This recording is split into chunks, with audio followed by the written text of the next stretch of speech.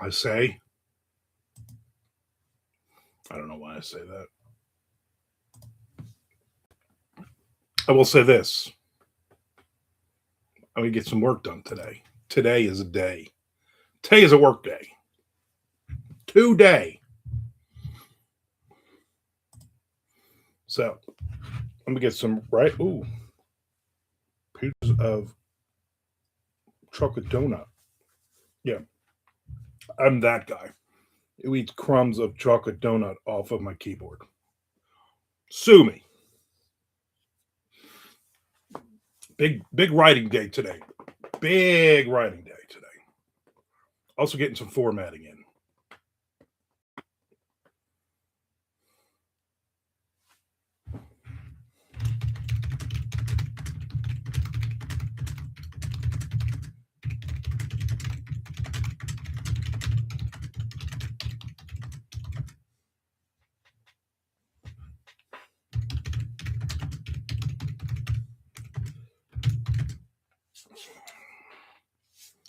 I also have coffee. Big coffee drinking day today. I'm in a good mood today, though.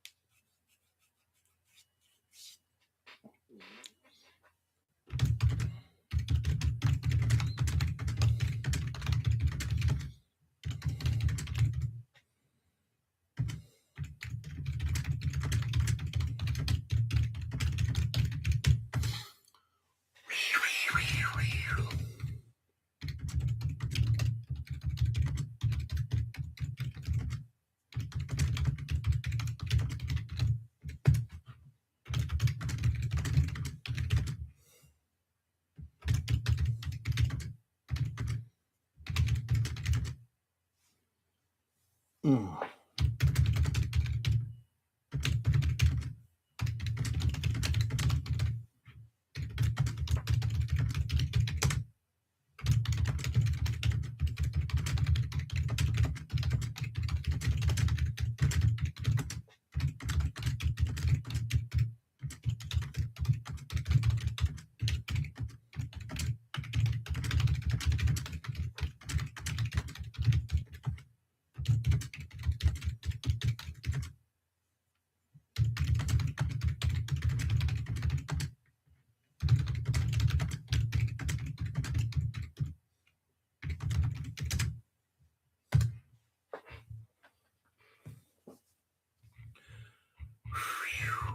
All right, getting some of this writing thing down. Scratching my back too. All right, I'm gonna do some of this formational formatting.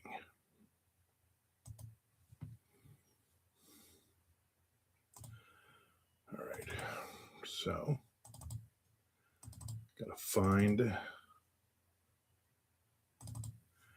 book one.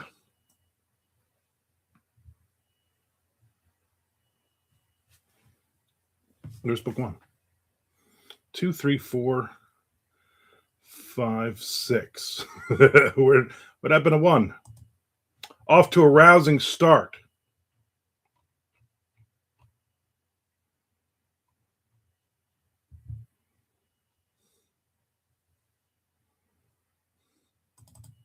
There it is.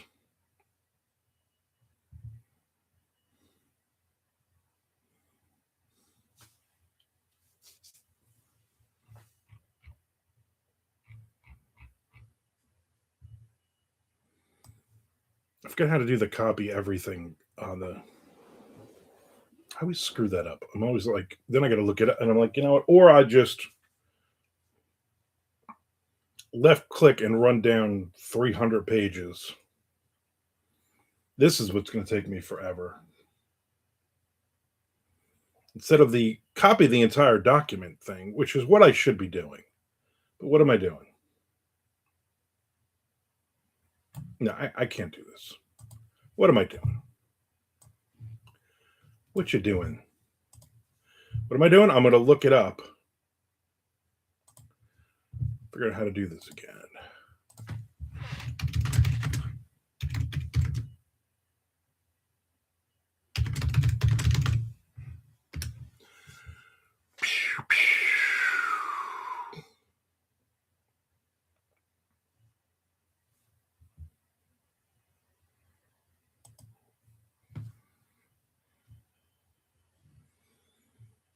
I don't want to do all this.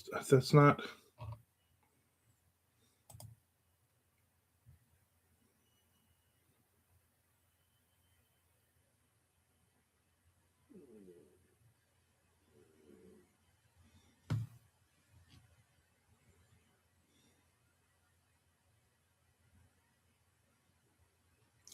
Right, let's try that.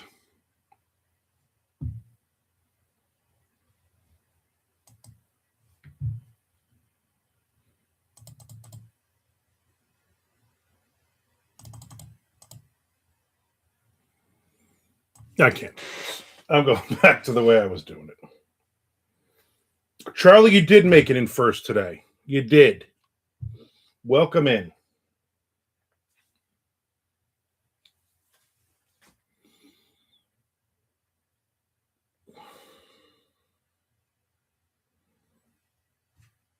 What you working on today? Anything? I'm getting some formatting done of a box set. Now that I got the 3D cover back, the guy did a wonderful job on it.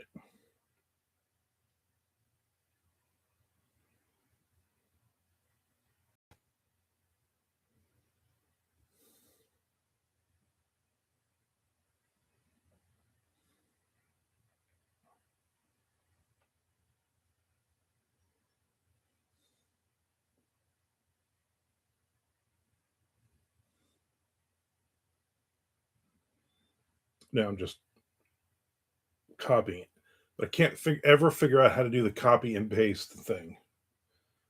Click on the document and copy everything. So I just left click and run it all the way down. Ugh. I'm at work right now washing dishes from the morning feeding. Tonight I have a couple of stories I need to edit on for upcoming submission calls. Very cool. What are they? Story wise, are they like crime thrillers, horror stories? What are you trying to get out there? And do you obviously have the submission call ready to go?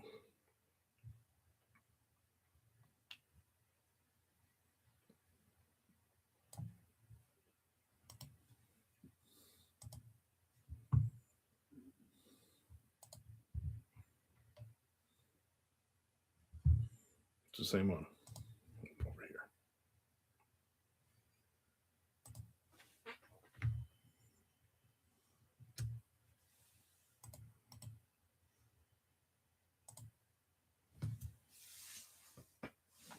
here. Yes, Keith. Good afternoon to you, sir, as well.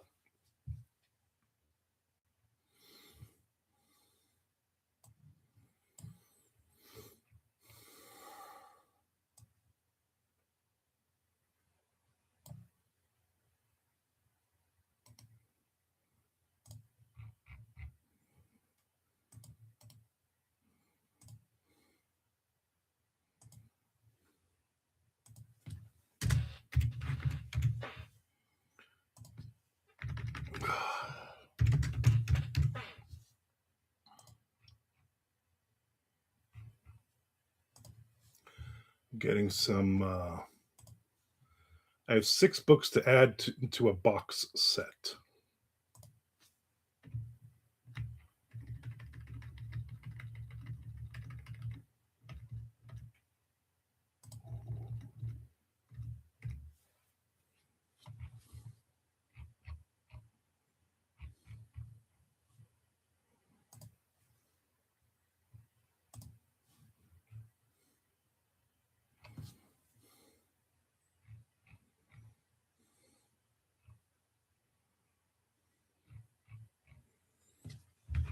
Charlie says both horror. One is for an anthology of stories based on The Shining. The other is a weird story for an anthology put together by some YouTubers. Interesting. I didn't know YouTubers did that. Those crazy YouTubers.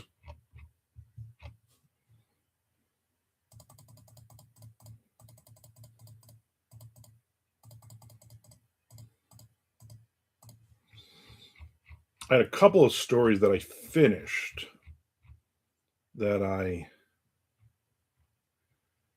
need to I need to look for somewhere to send them off to.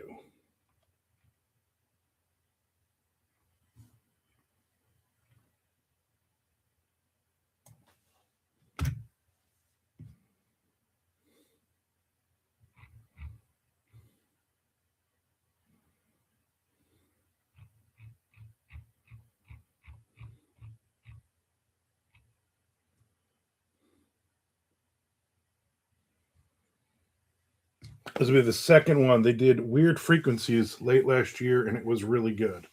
Oh, interesting. Keith says Horror Library 10 opens on the 27th. Charlie says Jake from the Pulp Mortem channel is editing. All right, I know that channel.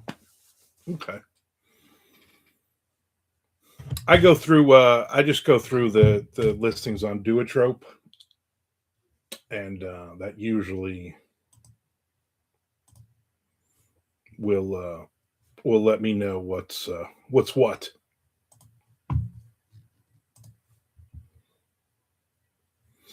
Jake from State Farm, yeah, I know that guy.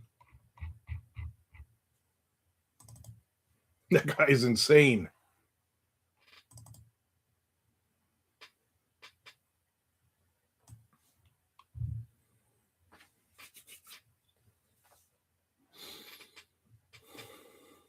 I haven't written a ton of horror lately, though. I think I have 3 or 4 horror stories that are floating out there right now for anthologies or magazines or web things, whatever. And I probably have about 20 that are finished that I have not looked for homes for in quite some time. But probably like 3 times that amount in crime thriller.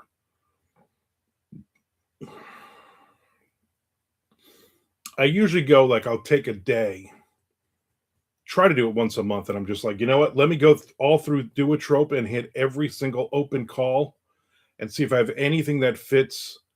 Either if it's a theme or if it's a genre or it's a word count. And usually it's pretty good. Usually I'm like, you know what? 9 times out of 10, I have something I can send to them. And then if not, I'm like, you know what? There's another idea. I'll just write something else. As long as the theme isn't too like very, very specific, like you can only write in this world kind of thing. Then I'm like, I'm really not interested in those. Unless I know, I got a good shot of having this, or I was invited to that anthology, for instance. Chad Lutsky in the house. Afternoon, I'm just here for the Vinny talk. You know what? Every channel should have a moment, a section of the talking about Vinny Vincent.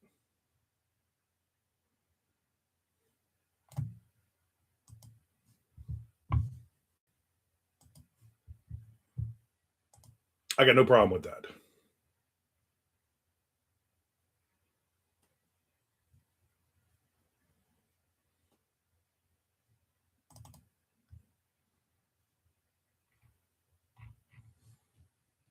That's weird.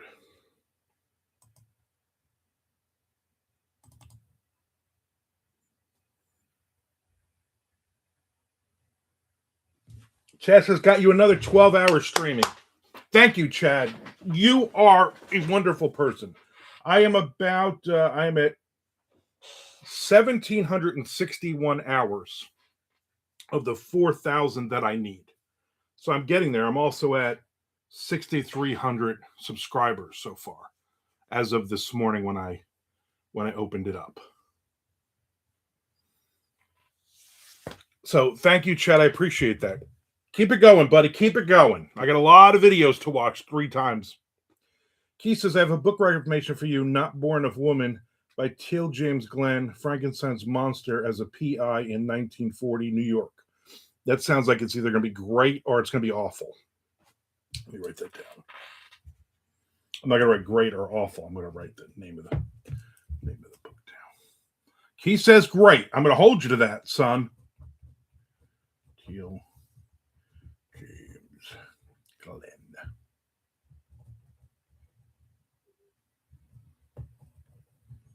All right, I'll have to look that up. Chad says, sounds like something Terry M. West would write.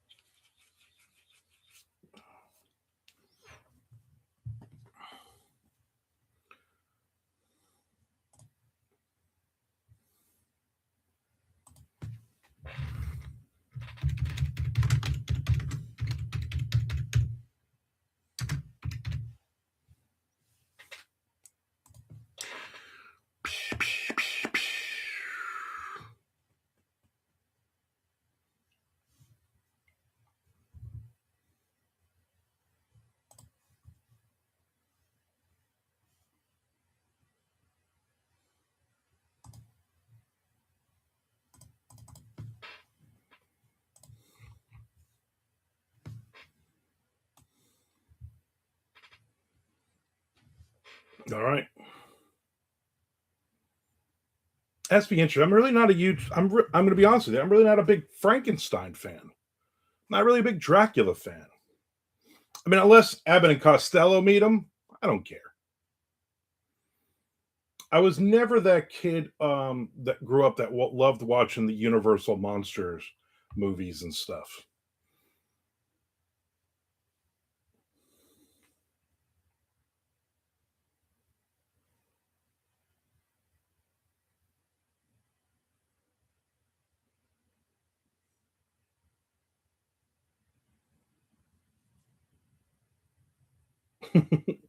Keith, thank you, Keith, for forgiving me.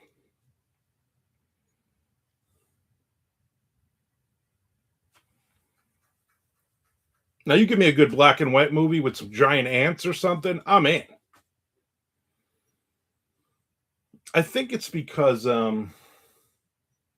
it felt like there was about 2 or 3 years of my childhood where Saturday afternoon monster movies, that was all they gave you. Frankenstein, Bride of Frankenstein, Son of Frankenstein, Janitor of Frankenstein. That was a good one though. The Frankenstein janitor, that was a pretty good character. A lot of awkward sweeping and mopping in that one. He says creature double feature. Yes, but the one creature movie was always Dracula or Frankenstein or the Mummy for the longest time. Like, give me a giant ant. Give me some giant ants plaguing the world. Give me Sinbad. You know what I'm saying? God, I loved all those Sinbad movies.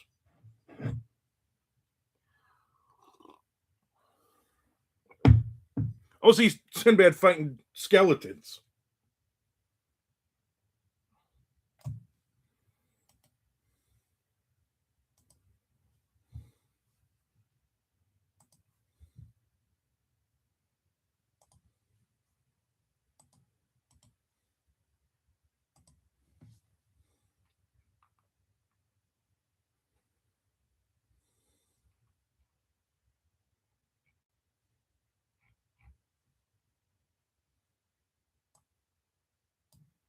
That's what I want to see.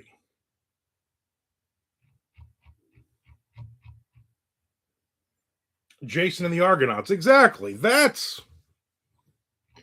some classic stuff. More so for me than what do you call it? What do you call it? I don't know, Frankenstein's monster.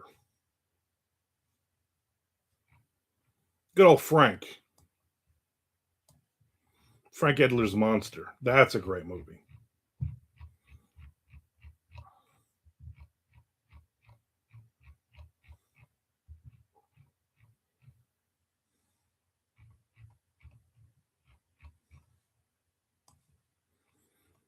Just doing some formatting on this box set.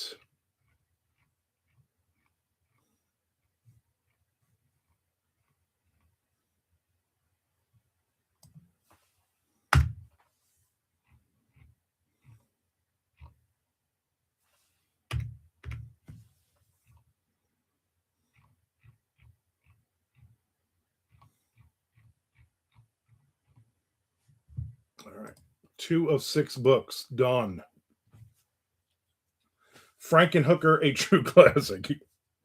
I'm sure I've seen that.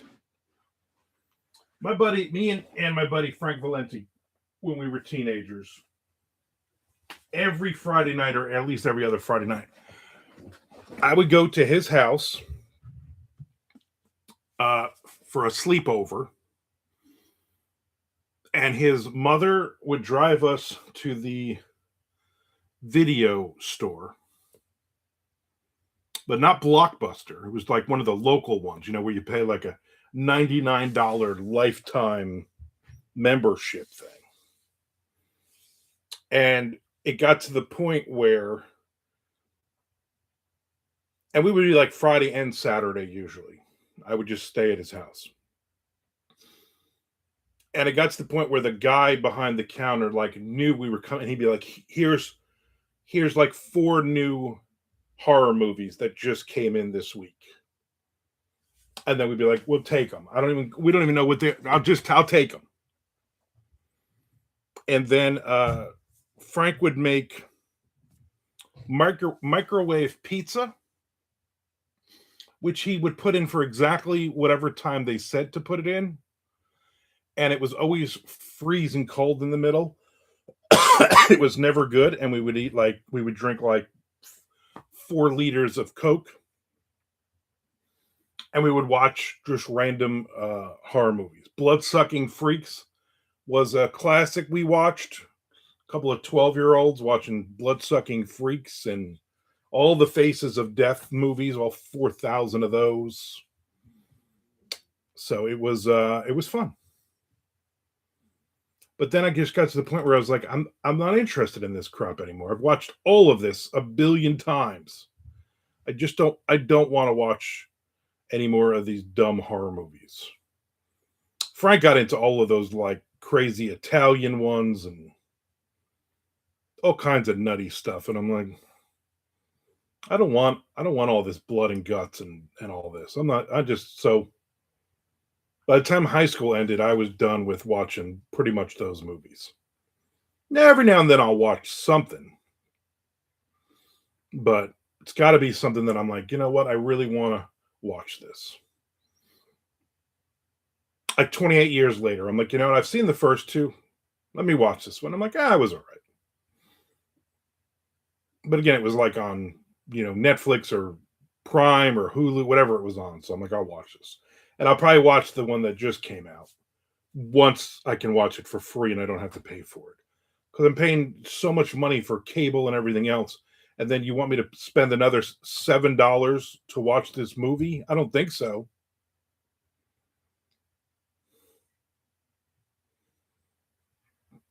I'm down off my soapbox now. I got to talk to my wife though. I do want to go see Crime 101, which is out Friday. And it is based on a Don Winslow novella that I loved. Chad says, so watching bad horror movies ruined all horror movies for you? Yeah, because there was that point, there was that point where everything was a slasher movie. Everything was, Hostel and Saw and Human Centipede, all that. And I was like, I'm not interested in anything. I always liked the quiet stuff. I liked quiet horror. I like horror that you had to think about. For me, those were good horror movies. And I was watching way more non-horror stuff.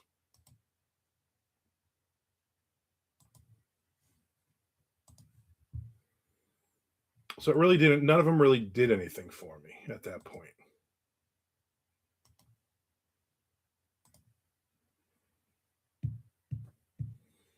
Chess says, "Oh yeah, torture porn. I'm not a fan of it." Yeah, so that stuff to me was like boring.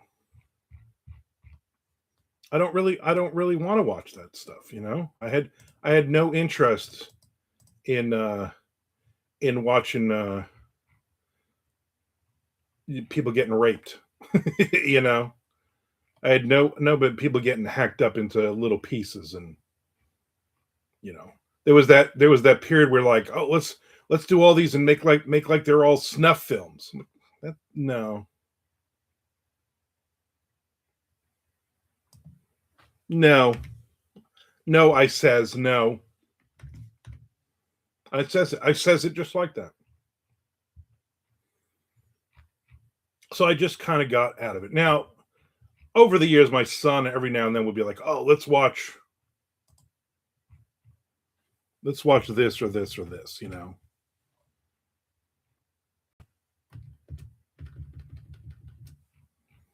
What happened here?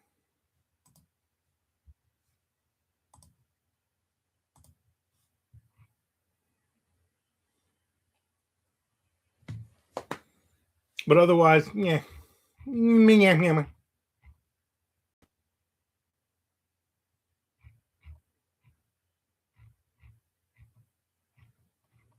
Otherwise, I'm just not interested.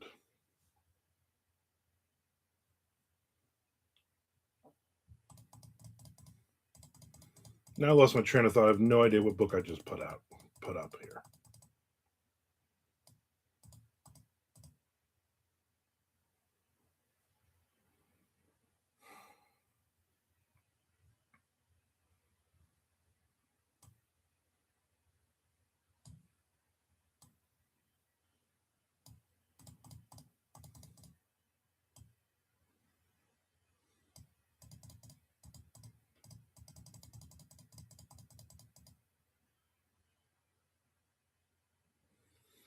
I'm thinking three because you're coming. That's what I'm also thinking, but I just want to make sure. Yep, you are right. Keith, you are right. Book four. I really, if I was smart, I would keep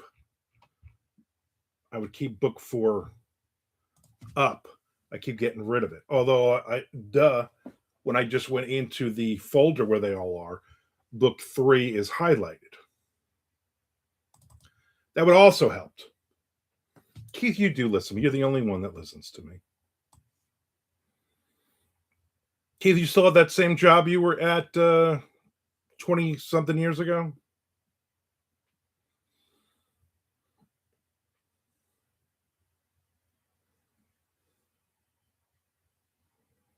Or did you move over to Wendy's? Or that giant McDonald's in Orlando? Yep, this year makes 25 years. Wow, congratulations. That's crazy.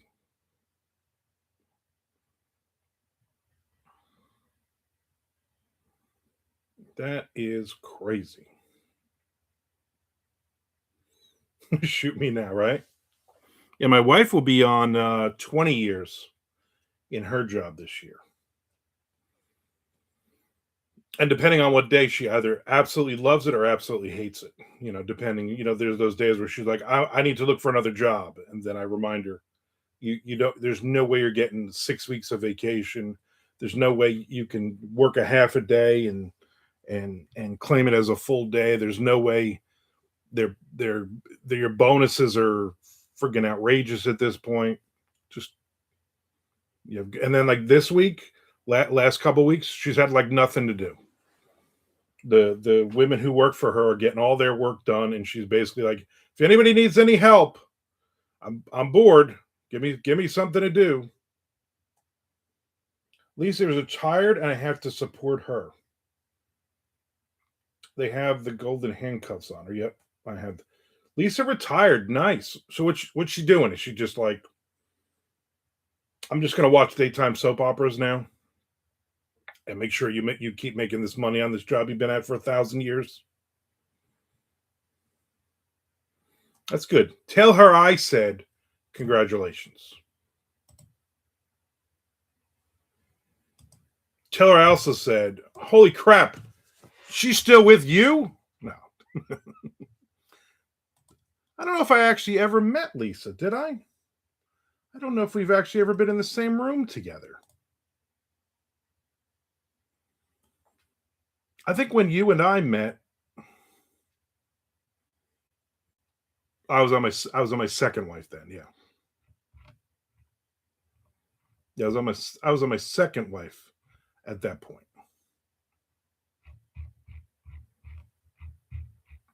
So this will be number 4. If anybody but Keith is paying attention.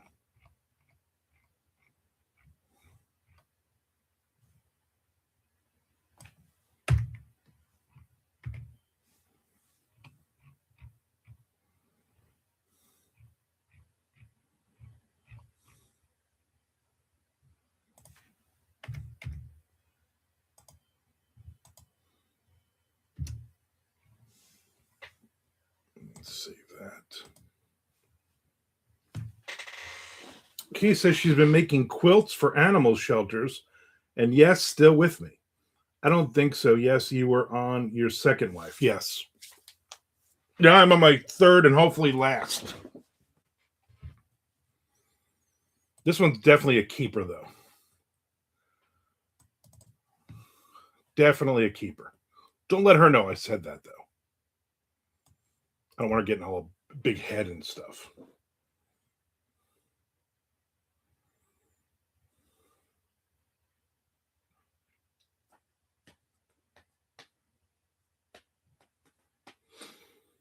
Book 5 now. I'm going to do book 5. So this putting this together isn't. Luckily, all the books are already formatted, so it's really just putting them all in a box set thing. My goal was to have this released today. So depending on Amazon, it's one of those where you put it up. I'll put this up at like 2 o'clock, and by 3:15, boom, your book is live. Or 5 days from now, your book is still on hold. Ooh.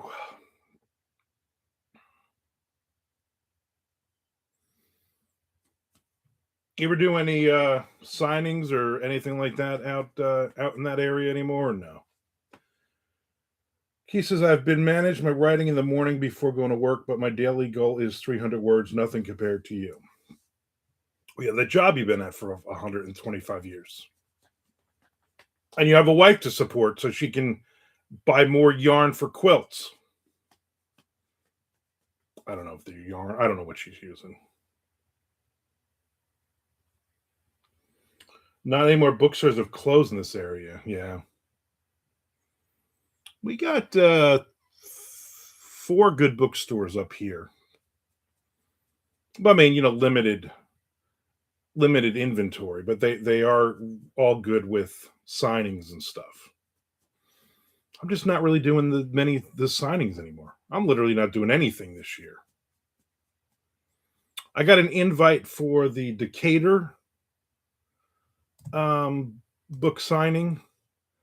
They do it every year. It's like this massive thing. 20,000 people show up. It's like on the streets in Decatur. But a 10 by 10 table. They give you a tent, they give you a table, they give you 2 chairs.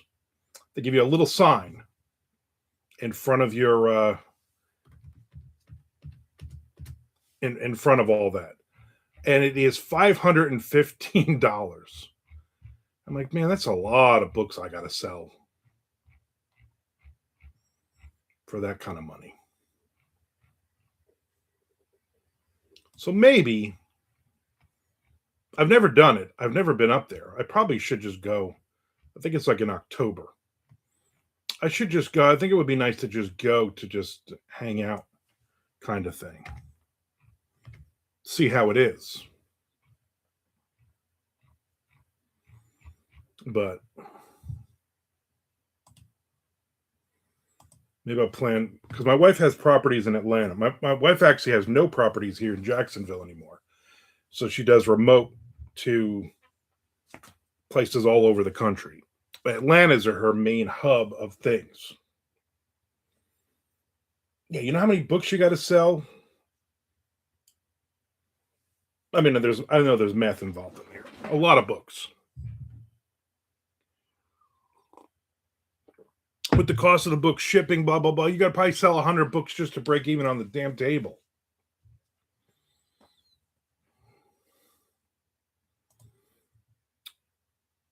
But if it's, I could say, hey, it's October, whatever. Why don't you plan your once a month trip to Atlanta on that weekend or that week, and then we can just stay over. Would be nice.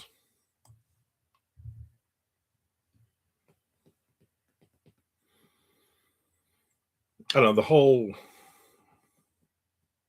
live book signing thing just holds really no appeal for me anymore.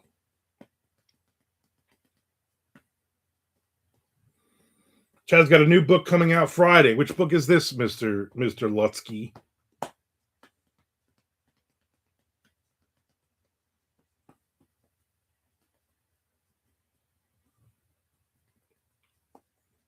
Chad Lutsky, 5150. And who is releasing this book? This supposed book. The first in our Faithful Ferret Mystery series. Ah. Who'd you do that with? Is your wife still doing the books with you, or no? Is you like one of your sons now? Trey says we're going to Atlanta in August for an AC/DC concert. Next August? See, I was going to invite you to MondoCon in August, but you're going to see AC/DC, so forget it. Cozy Bug Books. Yes, teamwork with the wife. Nice. Well, good luck with it. Hopefully those kids books make you some money. Another one that I got from you that went right away. It reappeared in the little free library once, and then I haven't seen it again, or at least once. I mean, I'm not keeping track on a daily basis.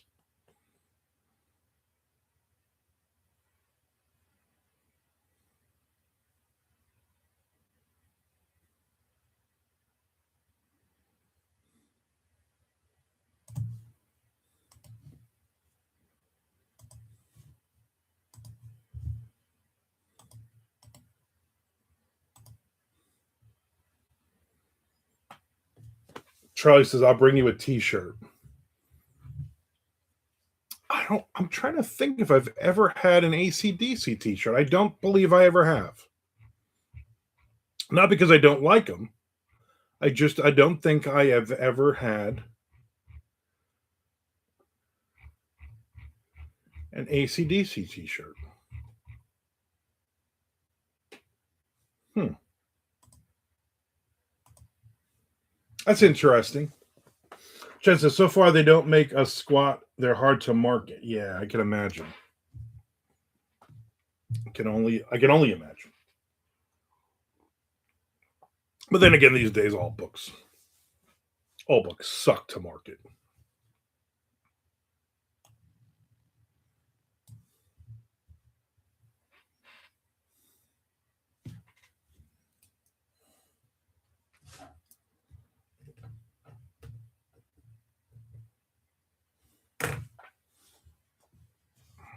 All right.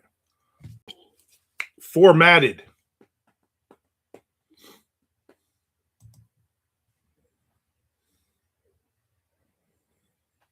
Why is it spinning now? At least you enjoy doing them, right? At least you're still doing them, right?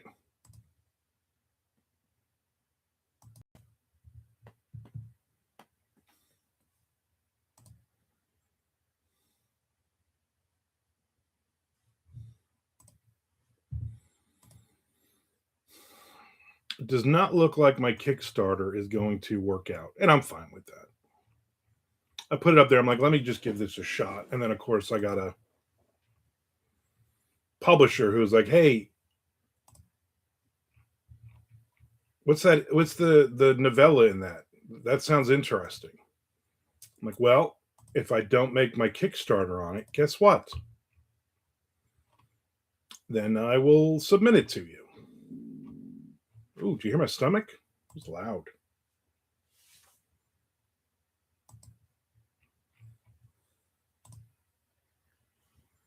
Might have to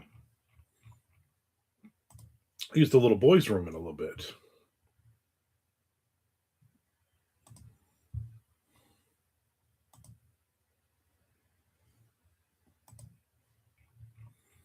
Going through some emails real quick.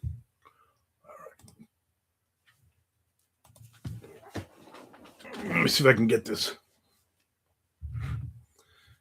book up.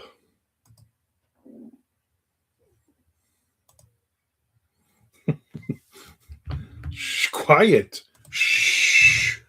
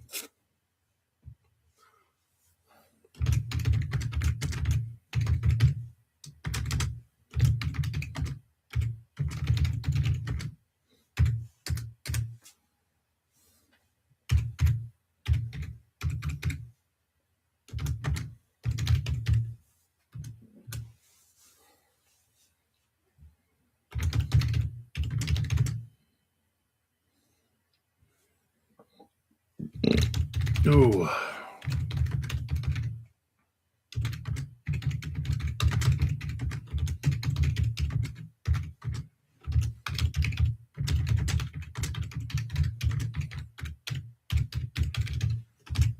Okay.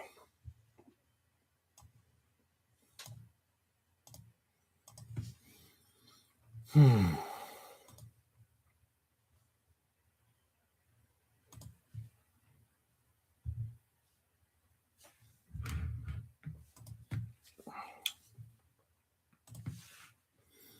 Let's see what we got here. I always love these stupid.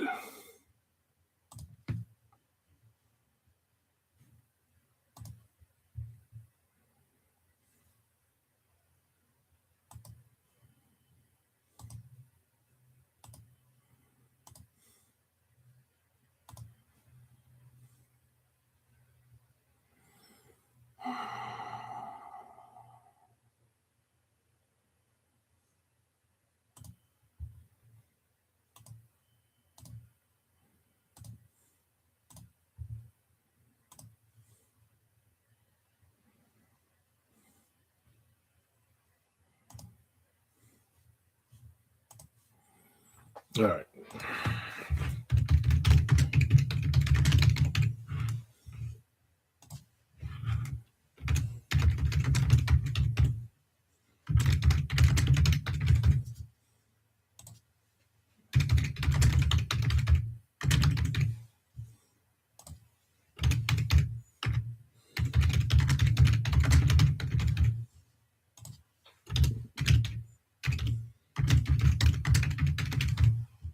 Hmm.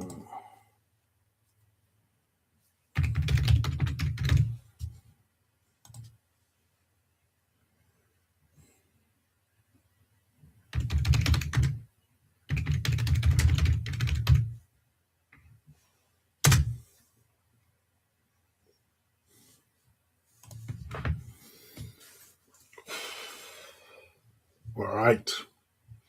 So this is what I'm going to do. I'm going to upload the manuscript, and then while it is uploading,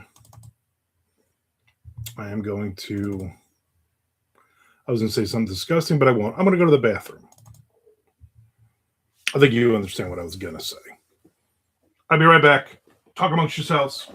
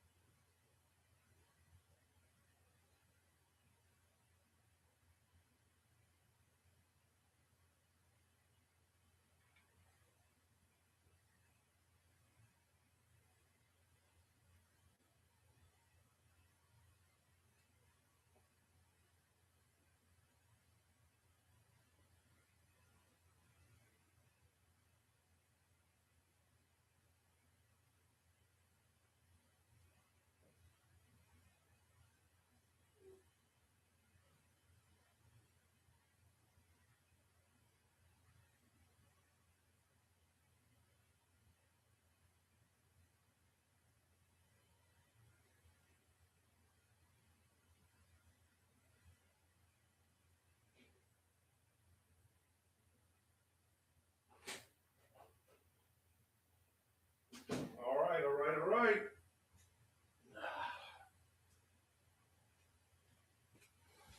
All right. All good. All good.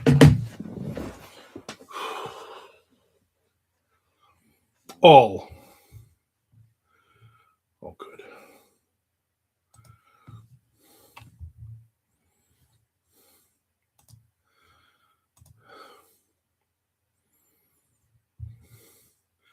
I should hopefully have had time to load and whatnot.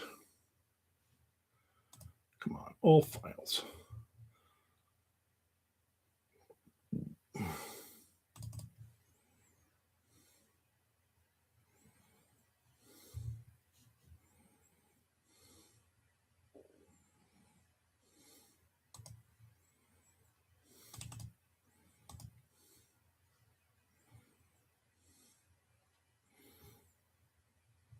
Oh, I get it.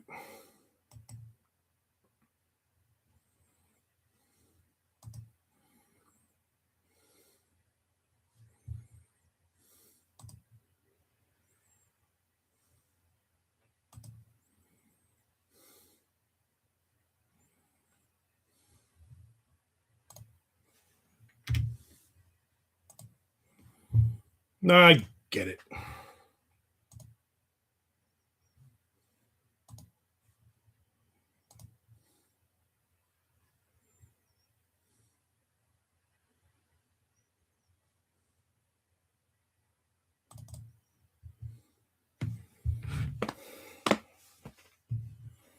And now I have some more coffee.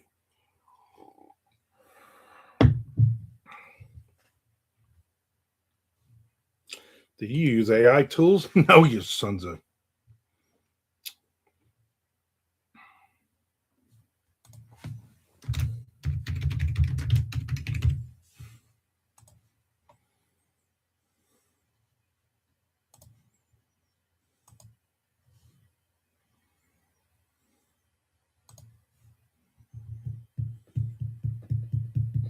Preparing my files.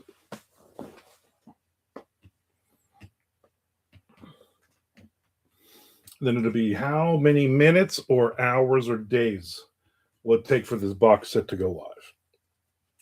And then how many people will actually buy the darn thing?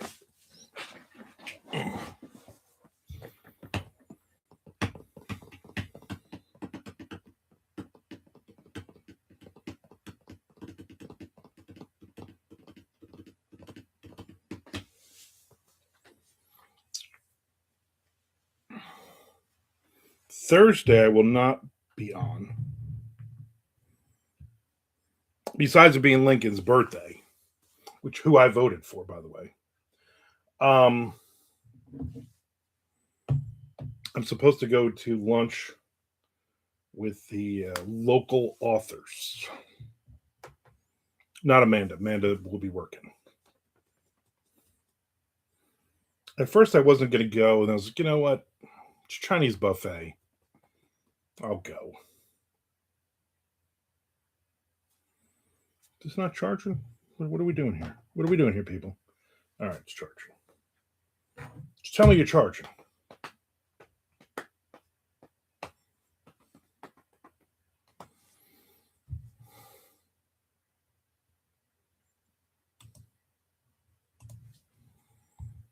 Oh, looks like it's saving. Looks like it's done.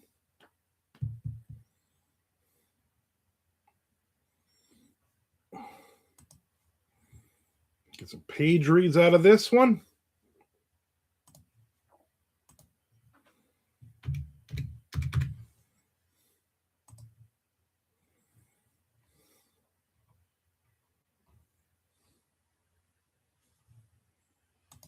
Publish your Kindle ebook. I will not be starting a paperback now. How dare you? All right, so now we're just in review. Good enough, right? Good enough.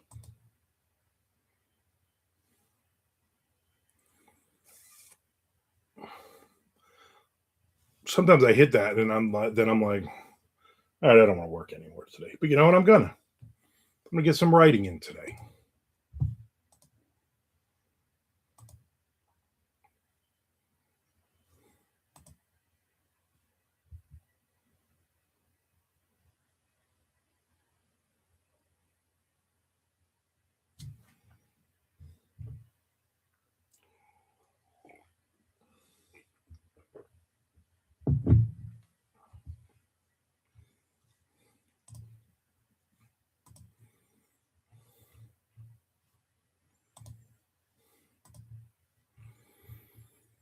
Going through some of these emails real quick. Keith says, going back to work. Cheers, my friend.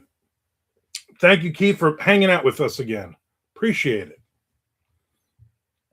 Thank you for watching and spending your time with us. Chess says, I'm working on the paperback cover of Avonwood Exodus. I'll probably put it out in the spring. Nice. And when that does come out in the spring, I will purchase a copy. I'll do an unboxing of it. I'll do a review video of it.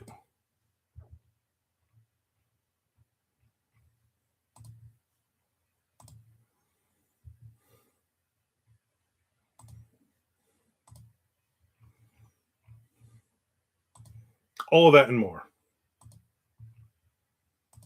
Man, the spam is just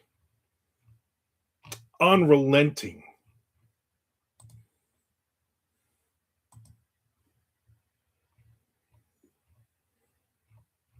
I had nothing for lunch today.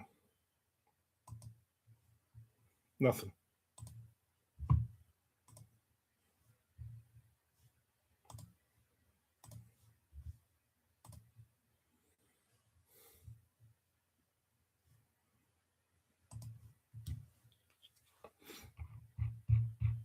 I should have eaten something. Last night my wife made chicken and orzo. I threw broccoli in mine, which was delicious. But there was extra chicken left over, so. And I have peppers and onions. And I'm like, you know what? I'm gonna make fajitas tonight for dinner for me, since my wife won't be home. And then for lunch, I don't know what I was gonna make, but I didn't make anything. So it might be one of those where I eat dinner early, like an old man. One of those 4 o'clock, 5 o'clock dinners. And that way tonight at dinner time, I'll be like, you know what? I have these Thin Mints from those wonderful, glorious Girl Scouts that I put in the freezer. I'm going to eat a sleeve or all 4 of these sleeves on those. On my way to my mother's on Saturday, my daughter called and she's like, hey, I'm going to pick up Girl Scout cookies. You want anything? I'm like, eat 2 boxes of Thin Mints. Shilly wants 2 boxes of Do-si-dos. And there was a new one that came out. Buy that, but they didn't have it. So she bought one out, some other box. They're like 6 something a box now.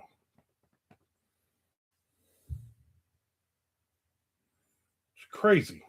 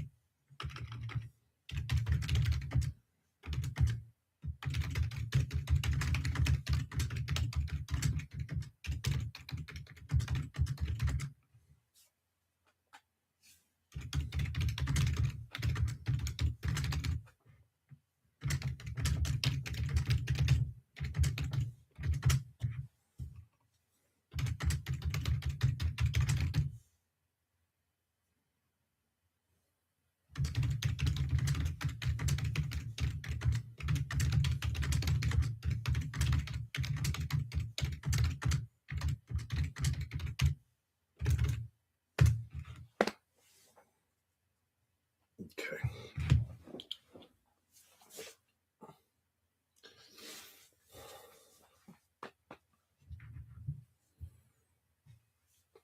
So the formatting thing did not go as long as I thought it would. I mean, I've done it a billion times. And again, I didn't have to actually format the books, just had to dump them all into one folder, one file. Sorry, one file.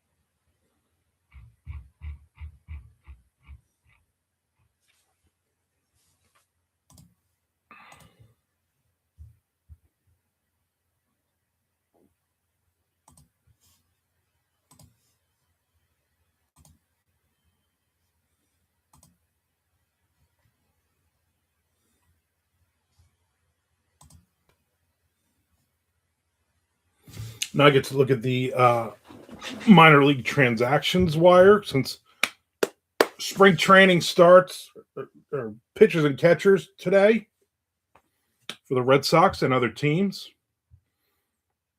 Kind of exciting.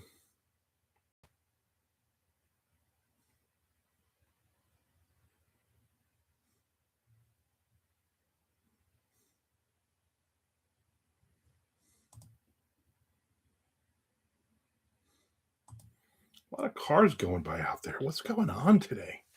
All these people. If anybody has something they want to talk about, please bring it up.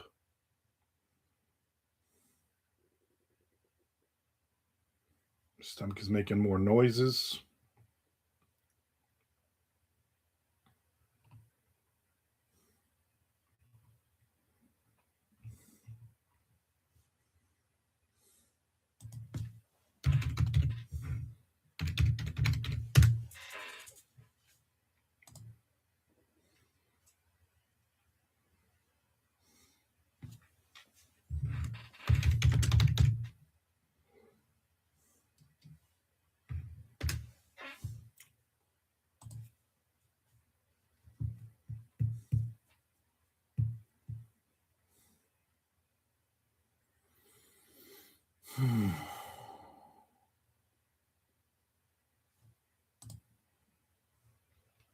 I go crazy this time of year with the like basically like the my afternoon will be spent reading updates from spring training and blah blah blah.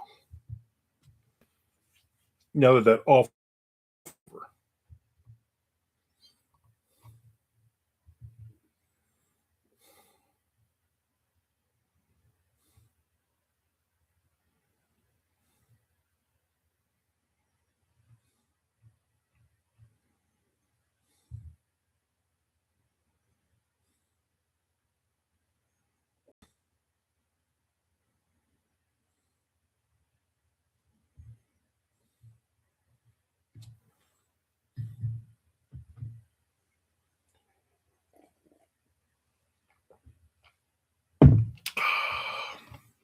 nobody's got anything exciting going on. Vinny Vincent pantsuits. Well, you want to get into some deep conversations.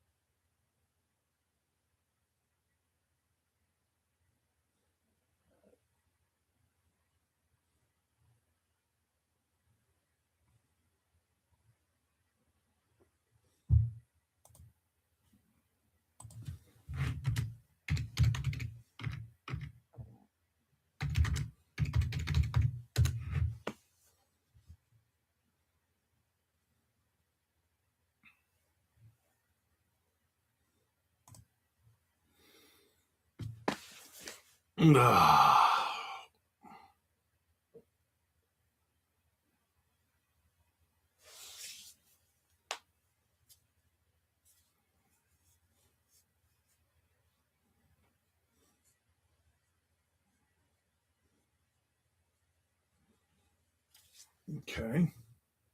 Oh, okay.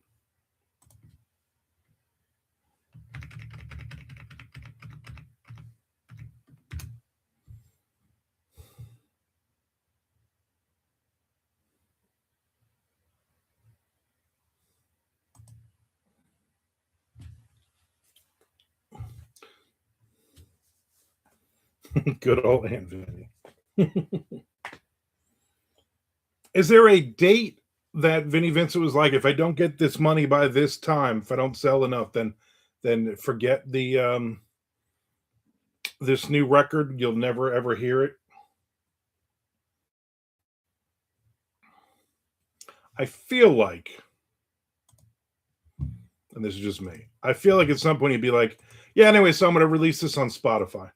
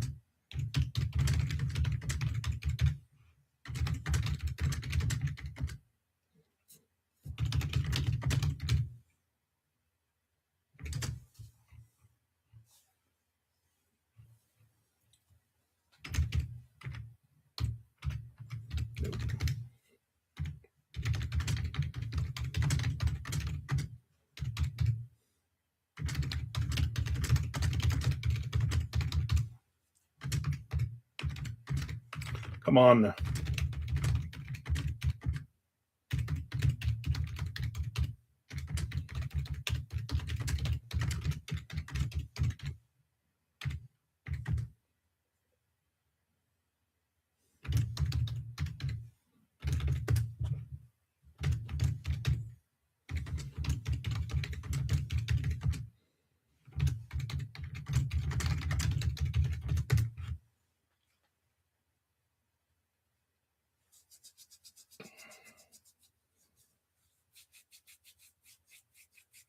My head itches.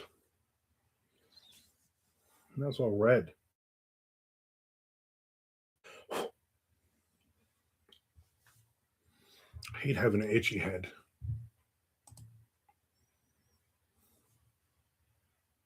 Oh, I got a hold.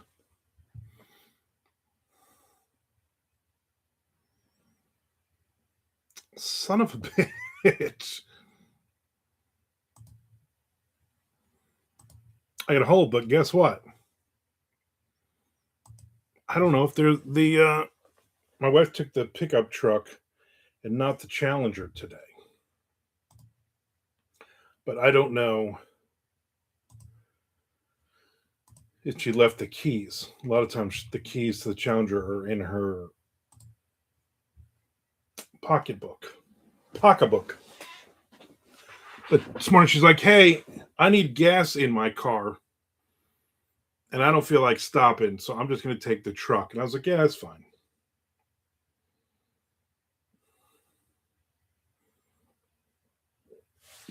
So I'll probably go tomorrow.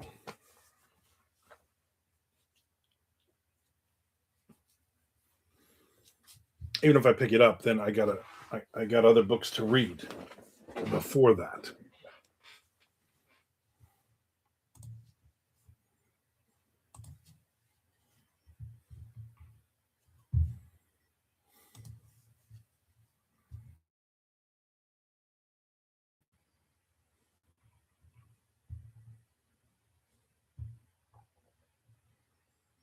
Mm.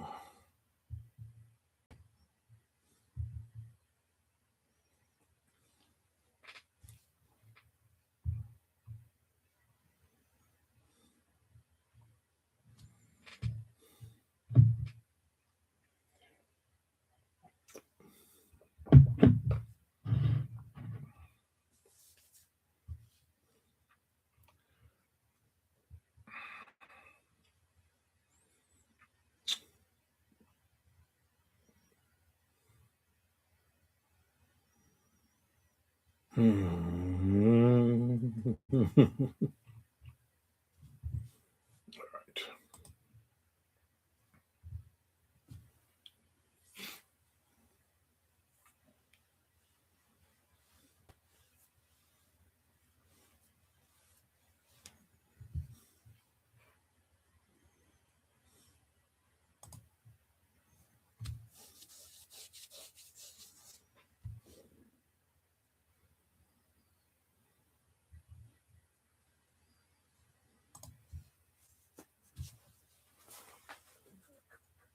I got an itch. Spooky Dad in the house. Hello to you, Alan. You missed an exciting hour. I formatted a book. I wrote some words. Probably write some more words right now. There's so many words coming from me.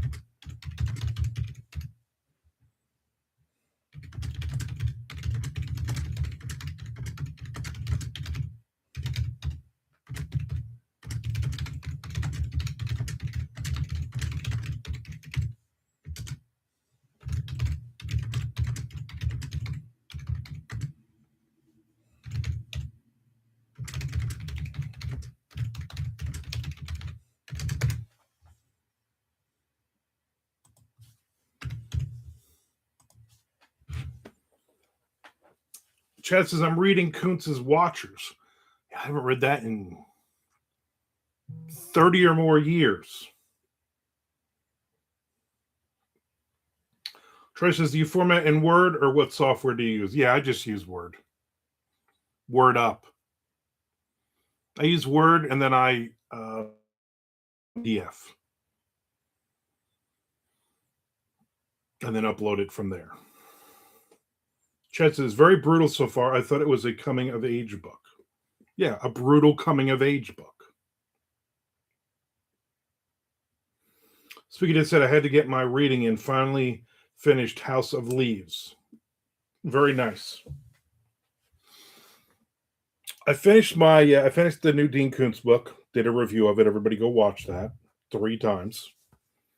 Then and I'm about halfway through, as of last night, reading the Elise Meyer, her nonfiction book. She's very funny. I like watching her videos, and her book just came out, and it's pretty good. Just basically tells stories about how awful she is at dating and whatnot. So it's a depressing feel good book. And then I got like 2 or 3 more books to read this month. I don't know if I'm going to get them all in. To be honest with you, I think after that I get like 3 more books to read. I've not been getting a lot of reading in though. That's the problem. I've been staying up a little late. Last night we started watching the new season of Lincoln Lawyer. So we got through like 3-4 episodes. And then it was like after midnight. And I'm like, I should have been in bed an hour ago. So I read a chapter of her book and then I went to sleep. Normally I'm reading 2 or 3 chapters. So maybe this afternoon, maybe when I'm done here. I'm reading Ghost Eaters by Clay McLeod Chapman next. That was a good book. It was a little brutal in spots, but overall I thought it was a good book. I've never read anything else book length from him though. And he's a little out there. I've been to several conventions where he's been there, and he's very, very loud. At one point during each one, he runs with his phone out, runs around the room, and films. screaming the whole time. Like, all right, enough. Charlie says, I'm reading King Sorrow by Joe Hill. I have not read that. Everybody says it's good.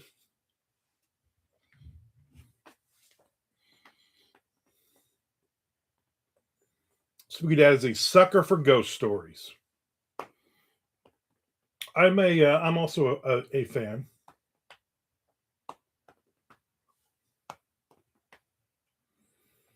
So good luck. Let me know when you're done with that one. Let me know what your thoughts are.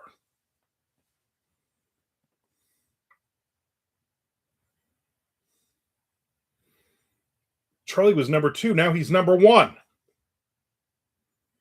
M.R. James is my favorite. Yeah. Can't go wrong with M.R. James.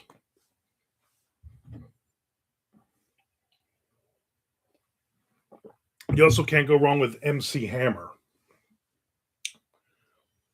Charlie says, I'm not too deep into it, but so far so good. Joe Hill is hit and miss for me. I don't think I've read a ton of Joe Hill. Maybe 2 or 3 books. And I don't even remember which one. Yep, Charlie, number 1. Chad says, never read him before.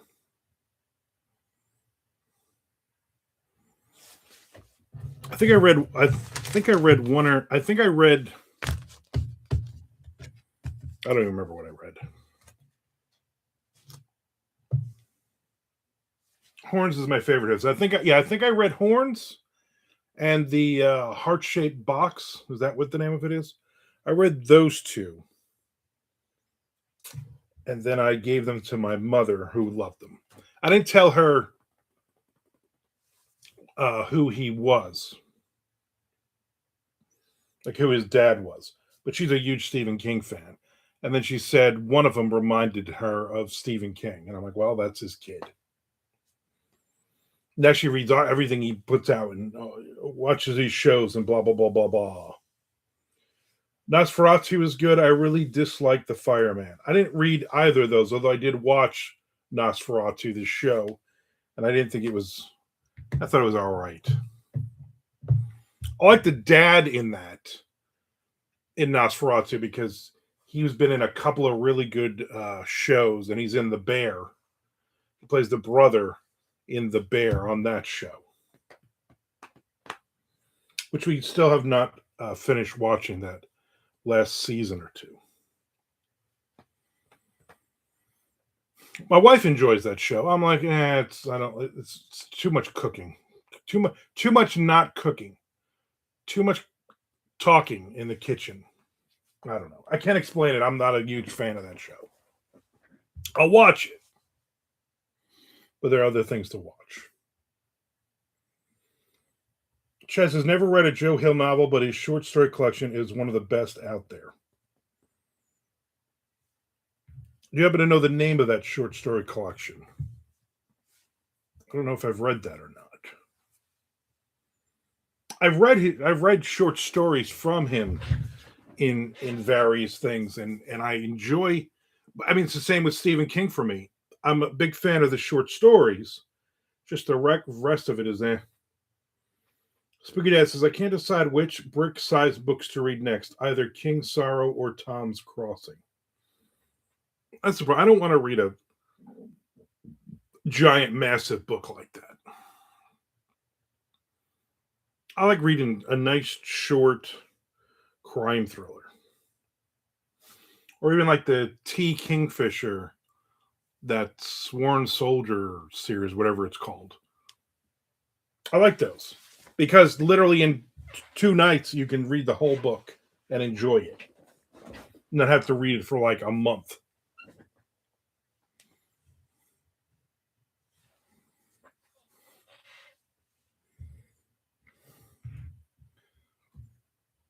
Do you read Richard Lehman? I read a lot of Richard Lehman back in the day, but I'm going to be nice here. I'm going to say a lot of it is the same. A lot of Richard Lehman stuff is the same. So if you like that, Reading Richard Lehman to me is like listening to the Ramones or AC/DC. If you like that one trick, that one song, awesome. I'm an AC/DC fan. I'm a Ramones fan, but I understand what they're doing. It's just kind of the same thing. For me, it's the same thing with Richard Lehman. Chad says 20th Century Ghosts, I think.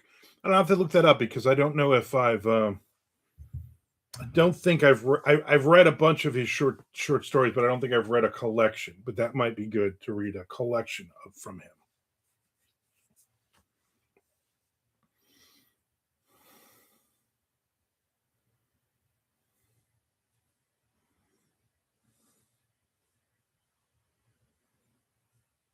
Otherwise, I'm not really sure.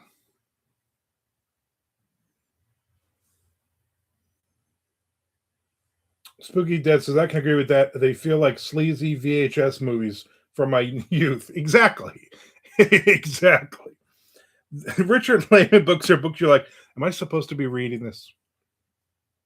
Charlie says every AC/DC song is unique. You know what? You believe that, and that's good. There's an AC/DC sound that they have, and I'm not saying anything against it. I'm a fan of AC/DC. Although I've never owned an AC/DC T-shirt, and I've never seen AC/DC live, which is weird.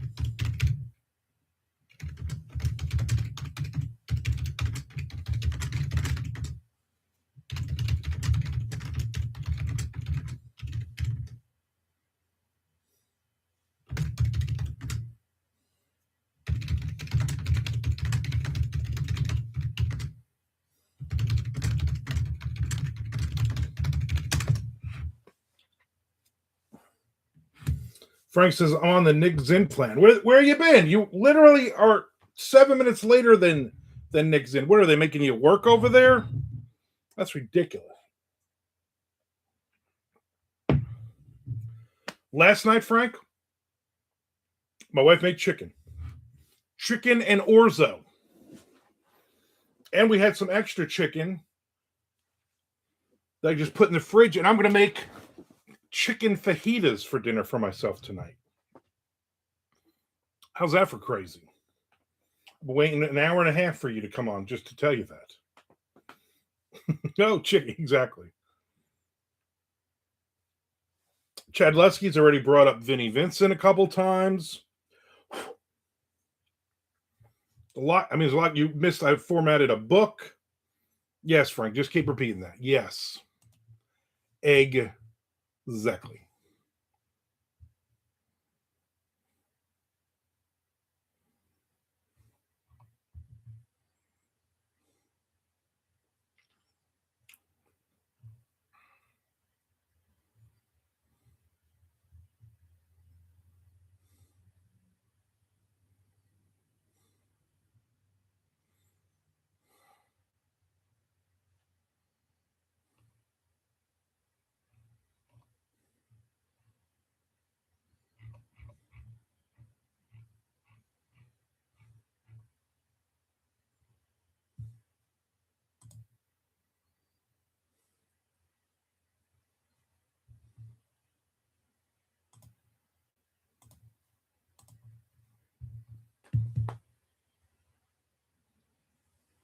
How much did he pay to listen to Vinnie Vincent today? A lot.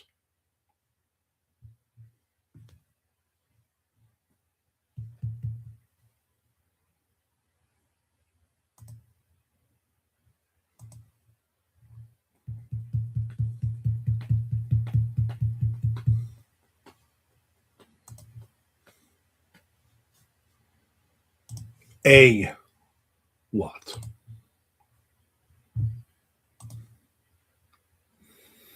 Lorraine in the house, sitting outside in 73 degrees, and thankfully got a chance to sign in for the chat. 74 here. I am way, way more south than you, though, so it makes sense. It's one more degree. Frank says, wow, I didn't type those other two O chickens, but I did just do that one. So how many O chickens are we going to have? 50? 75 O chickens? Oh, chickens.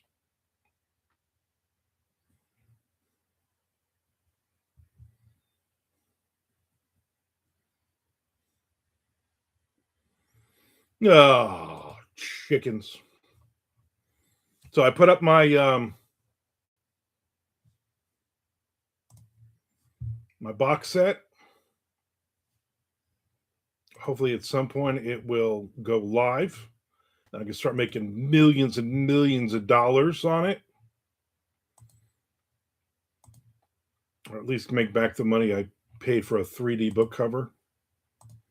I'd be happy with that at this point.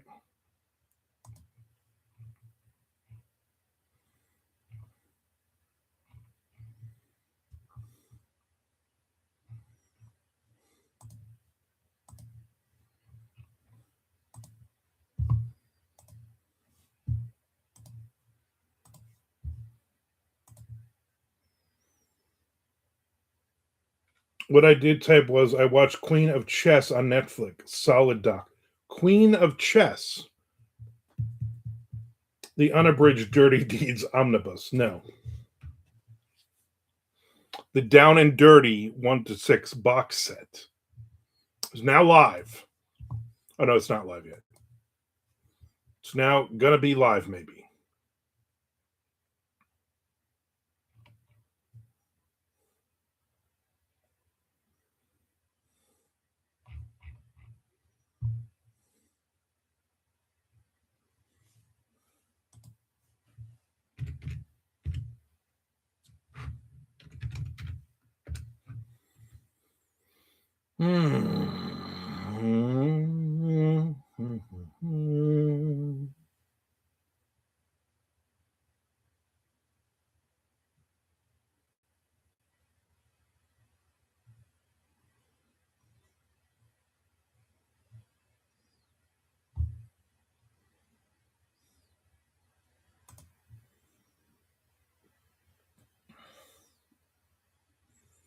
Francis, are you sending out Shelly to get your McNugget caviar kit?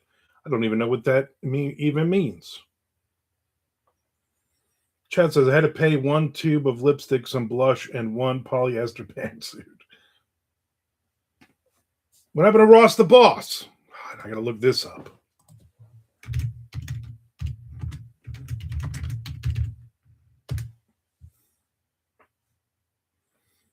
He rejoined the Dictators? Oh, he's got Lou Gehrig's disease.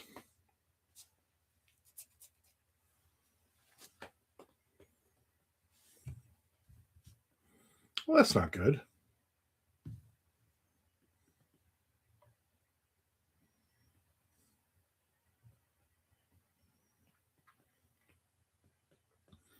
Poor guy.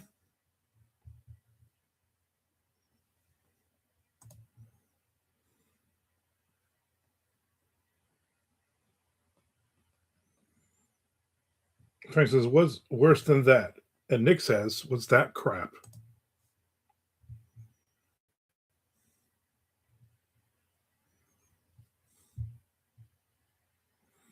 $72 years old. Wow. Can't even play his guitar anymore. That's crushing.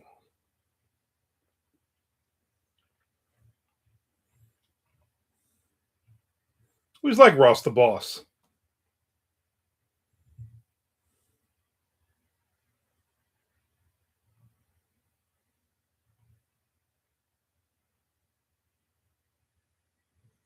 Obviously, Manowar, one of the greatest bands ever.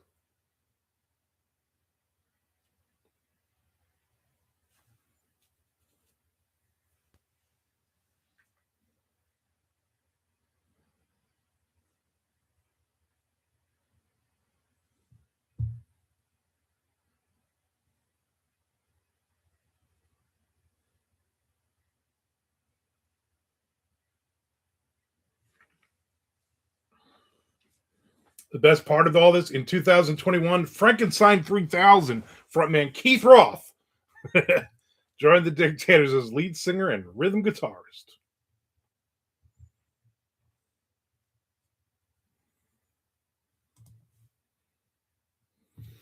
Nick says, thought you might maybe watching the breathtaking curling live. Skid Row hired him to sing now, probably. Curling seems so fake. Like, that really can't be a thing. Who first was like, I'm going to throw this giant rock. I'm going to slide this giant rock and then, hey, get that broom out of the way. No, wait a minute. Let's use the broom. It just makes no sense. None sense.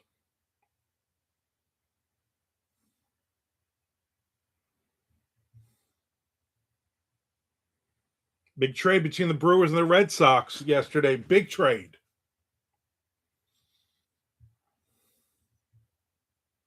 Good for both teams.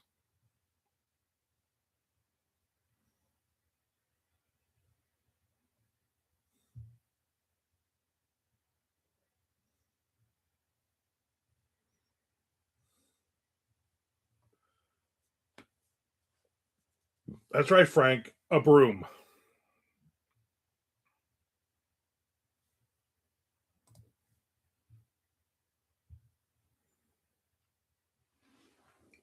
Yeah, that whole thing makes no sense. Shelly loves it. She's like, "Oh my god, I love this." If we ever go to Canada, she worked with a guy who was Canadian, and he'd be like, "You know how many bowling alleys you have here? That's how many curling places we have." I'm like, "What?" Bath Osagi. Nick says, "Yeah, I heard about it. Won't matter because the Dodgers will spend $3 trillion on players." Oh, 100%. They'll win it again this year, and then next year we'll have a strike, and everybody will be whining about it.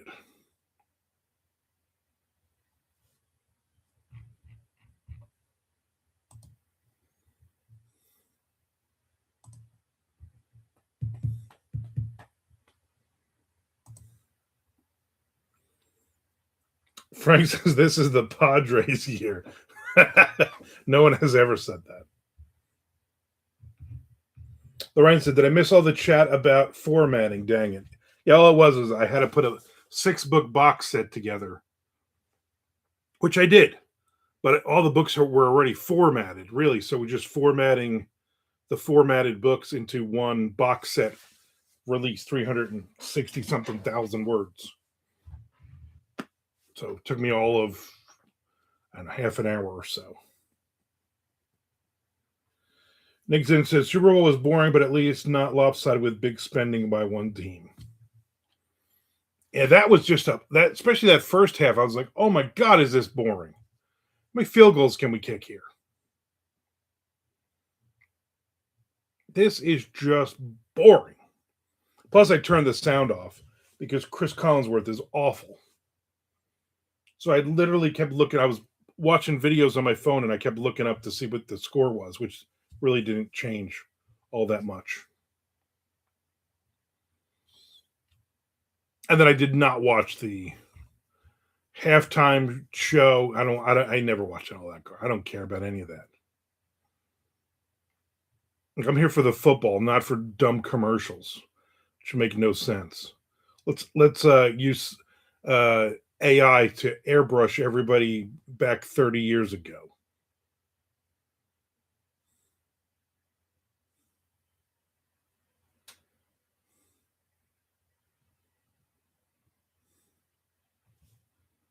All right. Chad says Tigers are taking it. You know what? I hope so. For my dad's sake. Hopefully that idiot that they signed, that Framber Valdez guy they signed from Houston, isn't a jerk like he was when he played over there, full of himself. Needs to see if Jags were in it, at least 3 more field goals. Yeah. Yeah, he'd be kicking field goals from one end zone to the other. Guess what's never going to happen? The Jags are going to be in it. Ryan says, how long does it take to format a book from scratch after completing the final edit? That's a tough question, Lorraine, but I like it. I like the question. Here's the problem. I get bored quickly. So I usually write everything in a Google Word doc. Google Doc. That way it's always up there saved, and then I download it as a Word doc, and then I just format it there.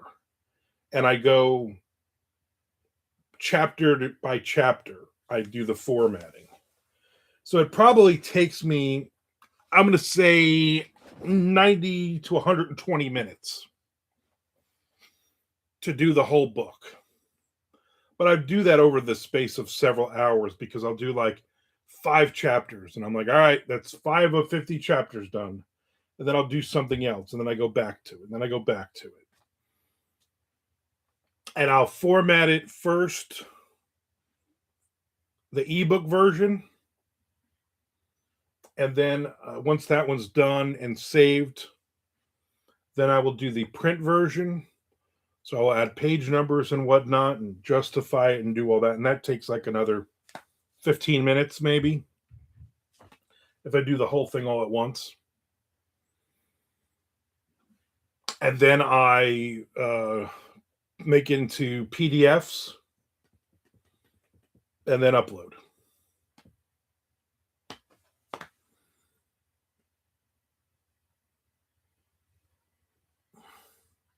Right, so sorry to hijack the current conversation for a second. No, that's fine. We're all over the place with these conversations. Spooky Dad says, I missed the Super Bowl. I was busy cleaning hot tubs all day and too tired to care. Were there people in the hot tubs while you were cleaning it? Excuse me, ma'am. Could you lift up your feet for a second? I need to clean down here. Frank says, we need a mascot that will strike fear and cowardice in our opponents. How about Spanish monks? Padres, done. Yes. Lorraine says, I want to publish ASAP, but I'm intimidated by this last step. Nah, don't be intimidated. Just take your time with it. I use Google Docs too. Charlie, who's the #1 fan right now currently, says, formatting for self-publishing might be a good YouTube video. Lorraine says, ditto. I'll write it on the list, but that would be a boring one for me. But it is good, probably be good for other people what to do. I'm sure there are a lot of people that would be like, oh no, don't post that because I get paid to do that. I get paid a lot of money to do that. There's one guy me and Frank know, Chad knows, that pays an outrageous amount to format your books and then doesn't give you the formatted book. They put it directly in your Amazon. So you never have the formatted copy. I think that's a jerk move. Frank says, all depends on what you use to format and how much aesthetics you want to have in the layout. Mr. Frank says, I agree with Mr. Frank. We all do. Yeah. So that's, yeah, I try not to I don't want to get too fancy because I don't want to add like special characters and pictures and stuff because all that does is end up costing you money on the back end that the file becomes bigger and bigger. And then Amazon takes pennies every time. But you know what? If you sell 1,000 books, that's 1,000 pennies, which is like $18 or something. I don't know. Chad says, who is the football guy in some silly costume thinking he's making some kind of statement? I have no idea. They all wear really weird suits. Mr. Frank says, me too. Solid take, 9 out of 10 stars. Spooky Dad says, no, but one asshole decided to discard cigars in the hot. Why do you discard cigars in the hot tub? You should not be allowed in the hot tub. Frank sums it up. It would be a good YouTube video, but not a good Armand video. I agree with that. As Frank says, I would never pay for that service unless I sign a book also. Yeah, that's the other thing. He refuses to flat sign a book because his books are going to be sold for millions of dollars on eBay, is what he thinks. Not going to happen, buddy. Chad says, and if you need any small changes, he'll charge you for every change. Yeah. Oh, that's right. Yeah. Yeah. Oh, listen, I spelled this word wrong. I need it changed. Okay. Well, that's going to cost you. And then he has to upload it again. Ridiculous. I'm going to be honest. I'm going to be completely honest with you. Normally, Tom Duffy formats our books. Tom is really good at it. I don't know what he uses, if he uses a program or whatever, but all of the books we've done together, and there have been quite a few so far, he does all the. I'm like, here, Tom, format this book, and then all right, here's the PDF like an hour later. Lorraine says, not a how-to video per se, but you're great at weaving info into stories. I am, Lorraine. I am great at that. Well, thank you. I appreciate that. Yeah, I guess if I did kind of an overview video formatting, not the here's what you have to do, blah, blah, blah. Maybe that would work. Ooh, maybe I'll do that. Maybe. Frank says, now that you mention it, I never reformatted the Shocker books. No, you did not. We're leaving money on the table, Frank. Yeah, I'm going to be honest. I'm going to be completely honest with you. I was very lazy in that period of releasing the original Shocker books and the box set. So there's like no page breaks, I don't think, in there. There's just not a lot of anything in it. So that would be a good release for some point this year. I got a lot of open spots. I'm going to be honest with you. A lot of open spots. Yeah, some might say too many. I should really do that because, as you know, the forming is what's holding that series back from World War II. Exactly. People are like, 5 stars, formatting 1 star. I'm giving this a 3-star and not a Frank Edler 3-star, a normal 3-star.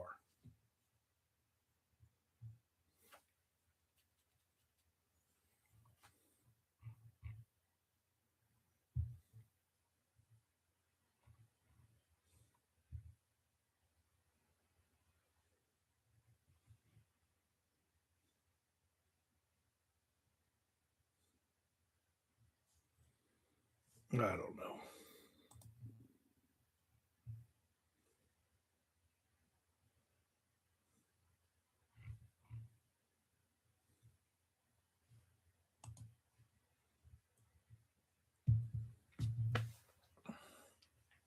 Nick says, Open Slots, the new heist novel by Armand.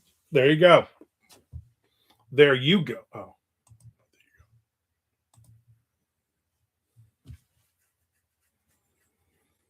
Did you see that, Chad Lutsky? Justin Verlander just signed with the Tigers. 1-year contract, $13 million for that washed up bum. Oh, sorry. My dad would be very excited. But literally, my phone would have been ringing right now. My dad would be like, did you see who the Tigers signed? It's a $13 million contract. $11 million of that sum will be deferred and paid out beginning in 2030. Wow.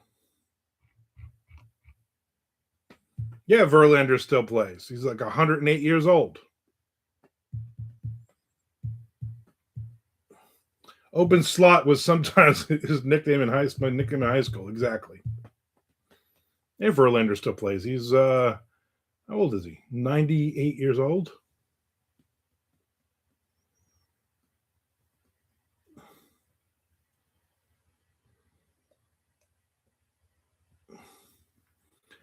$42 years old. Almost 43.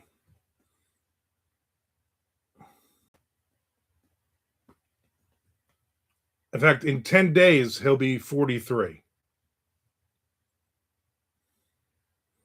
Good for him.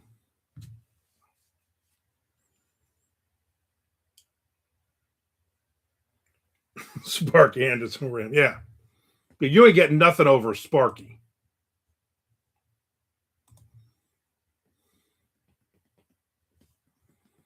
Oh, Sparky. I wish my nickname was Sparky. Anytime we see anything with a dumb name like that, I'm like, you know what? What is this?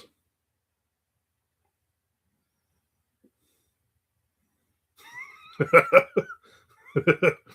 don't want this. The PR people for a clothing line. This is the thing because this lady sends me stuff all the time. Sometimes it's books like, hey, would you be interested in talking to this author? Would you be interested in talking about this? It is the creator-led brand. They've launched an exclusive collection for the Kelsey brothers' new Amazon storefront. Apparently, the brothers are going to be doing. Jason and Travis are going to be doing their own wearable fashion line. Yeah, I don't know. I'll have to get back to her and say no, thank you.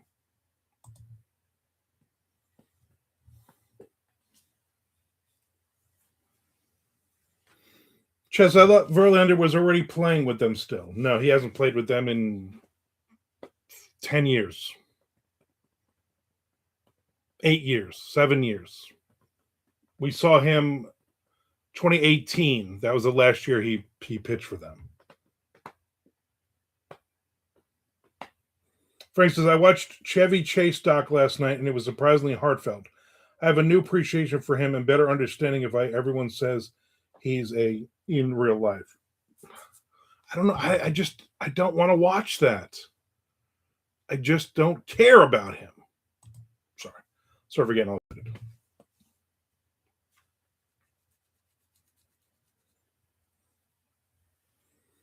Verlander, what year is it exactly? Nick says Chevy Doc good.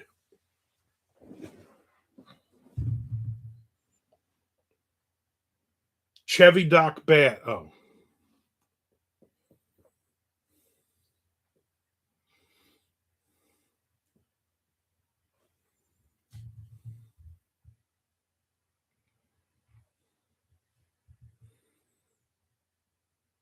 I don't know what I'm going to watch this weekend now, Sunday, because football's over. We're not going to have actual baseball, spring training baseball games being played yet. What's going to happen? When does spring training games start? And hopefully somebody will have some games on. I'm very excited for this year just because I like baseball.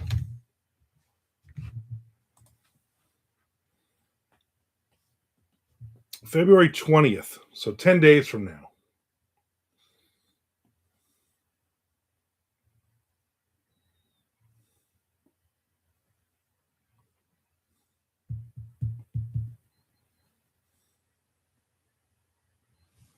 All right.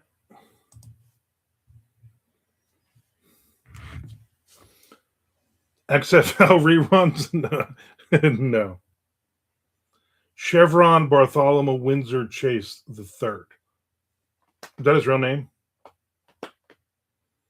Chad Lusky, Armin. I don't want to watch that Chevy doc. Also, Armin, hand me that Britney Spears biography. Yeah, Britney Spears is a lot more interesting than Chevy Chase. I want to read about her when she went crazy. That one time she went crazy. Or all the other times.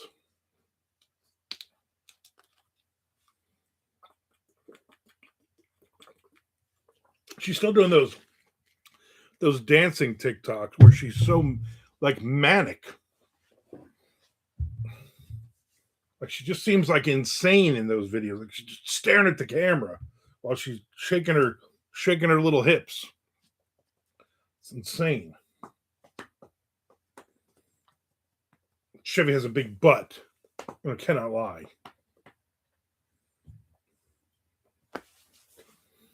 I want to watch Iron Lung. What is Iron Lung?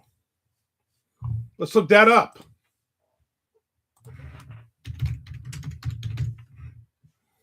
Apparently, it's a film.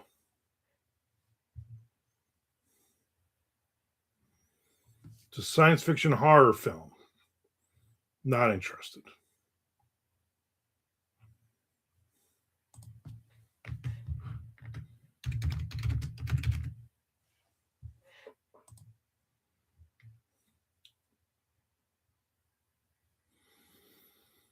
Think about saying to my wife we should go to see Crime 101 this weekend on Valentine's Day.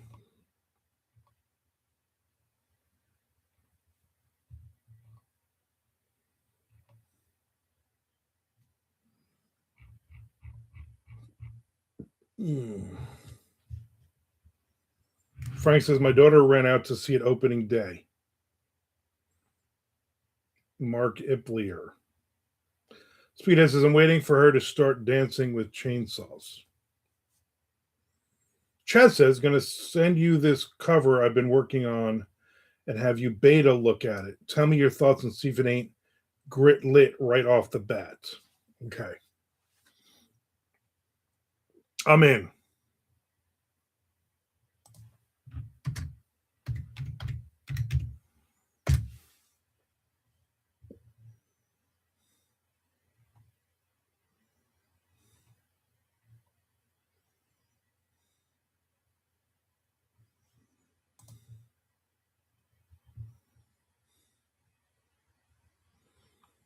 Cremona was 2 hours and 20 minutes long.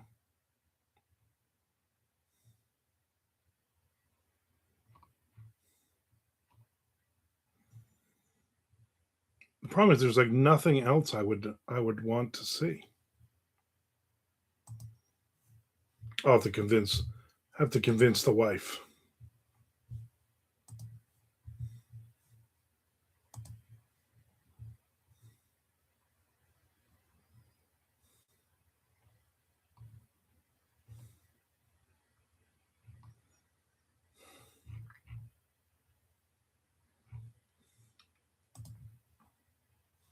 How you will you be sending me this, Mister Lutsky?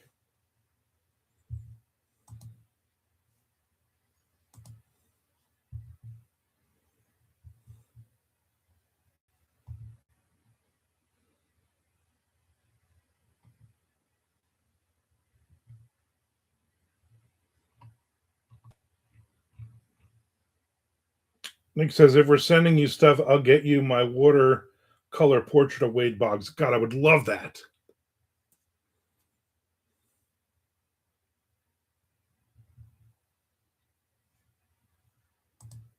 Absolutely love that.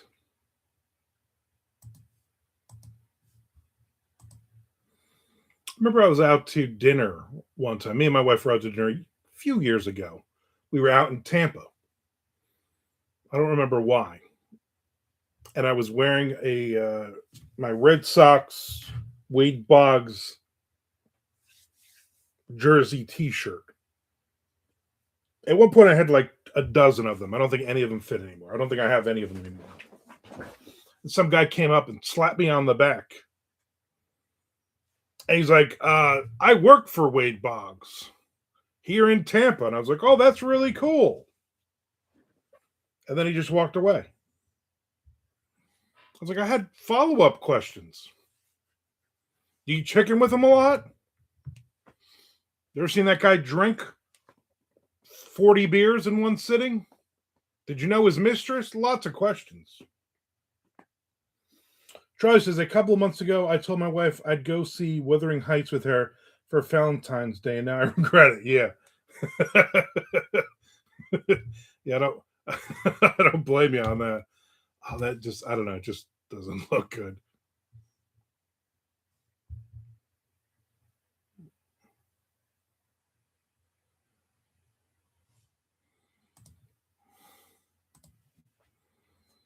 No, somebody sent me a picture.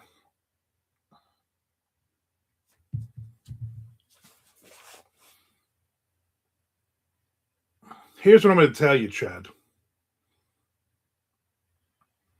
You should not have the deers cross there. That's very dangerous coming around that curve. So I would move the deer crossing half a mile up so the deer will cross in a different place. Otherwise, this is very Ron Rash, like a Ron Rash cover, and I like it. I actually do like that. Now I'm definitely looking forward to reading this book. I like it.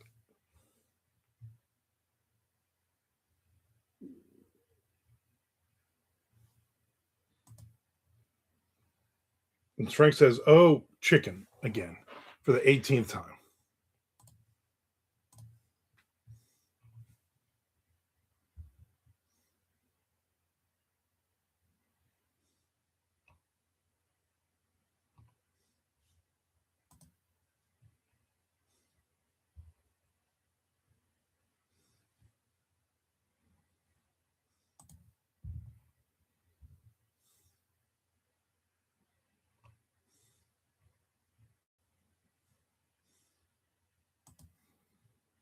Hmm.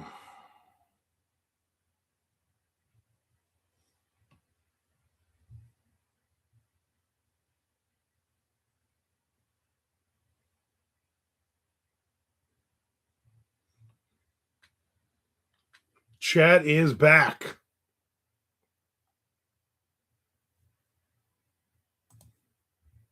New James Lee Burke is out.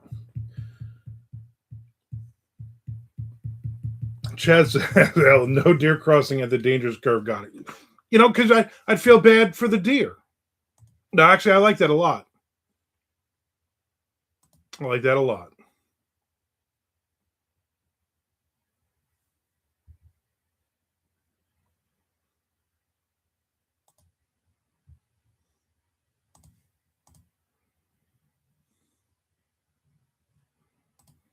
I like it a lot.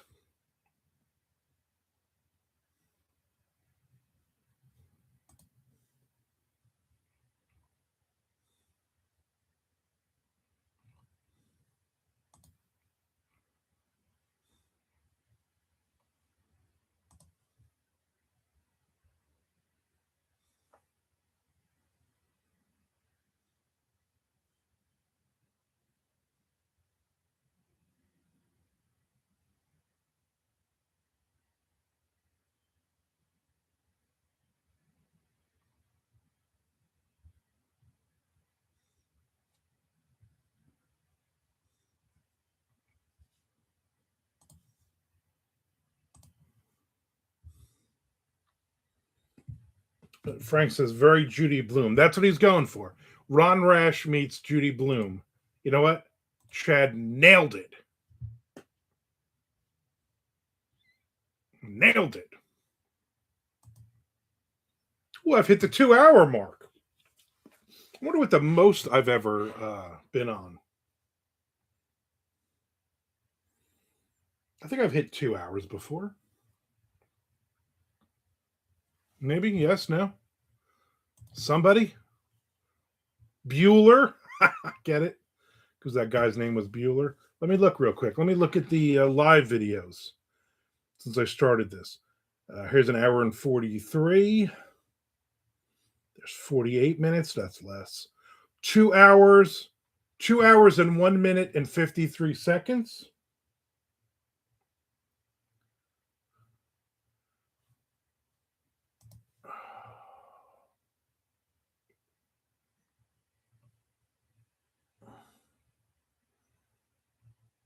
Yeah, 2 hours, 1 minute, and 53 seconds. So if I can get 2:02, I'm good. Chad says, "Are you there, God?" It's me, Chad. God's like, "I'm here, but I'm listening to the accused. Stop interrupting me, Chad.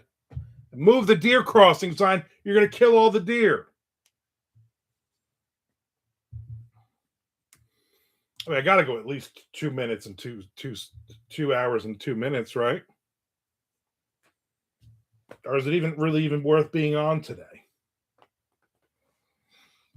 I am out of coffee though.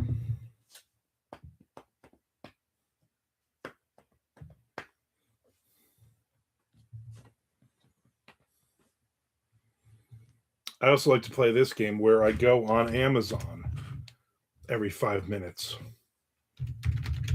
and I look for to see if the book, because a lot of times it drops, you don't even know it's there, which is just annoying.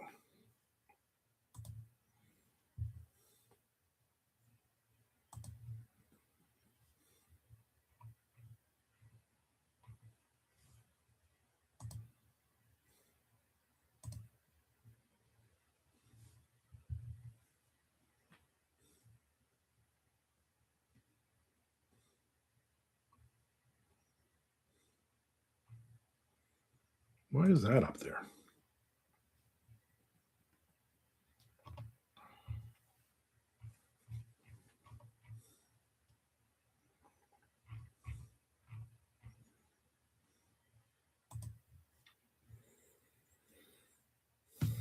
Miss Frank says deer and then the crossing. See, he knows.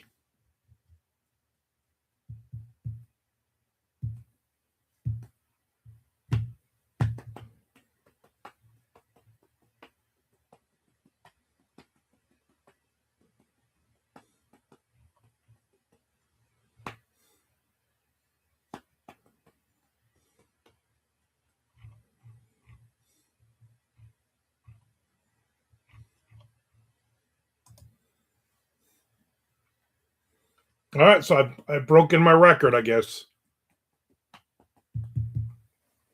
I guess the more I stay on, though, with you people, the more minutes I accrue towards my 4,000 hours. And of course, feel free, everyone, to watch this again in the background on mute a couple more times. Is that a new? Did you just send me something else, or is it finally catching up? My watch does that. It's annoying.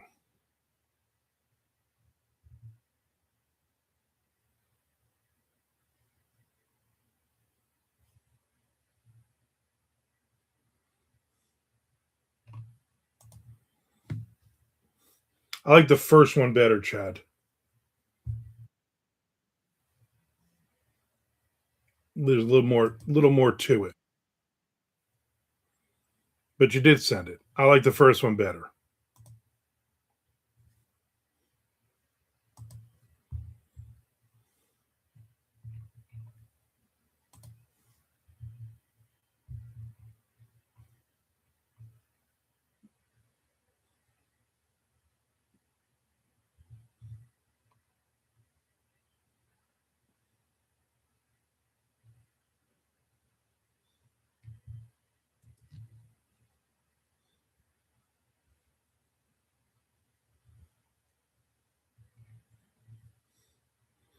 Look at that. A Wuthering Heights commercial.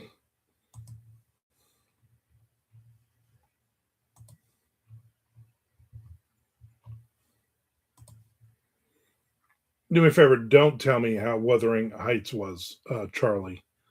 Because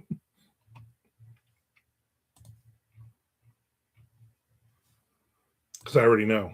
Not going to be good. Yeah, you did accidentally send me a darker alternative, which I didn't appreciate. I didn't like the darker alternative either. Lorraine says, background on mute so I can hear another man in my house talk about sports.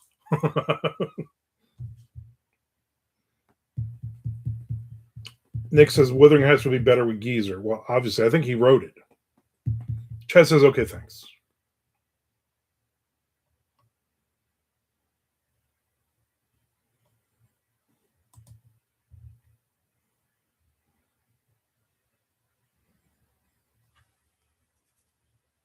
Charlie says, I'll keep my sadness to myself. You know what? Hopefully she appreciates it, if you know what I mean. She'll be all weepy afterwards. Oh my God. That was so wonderful. And you'd be like, right? Oh, that was great. We should see it again. But no, no.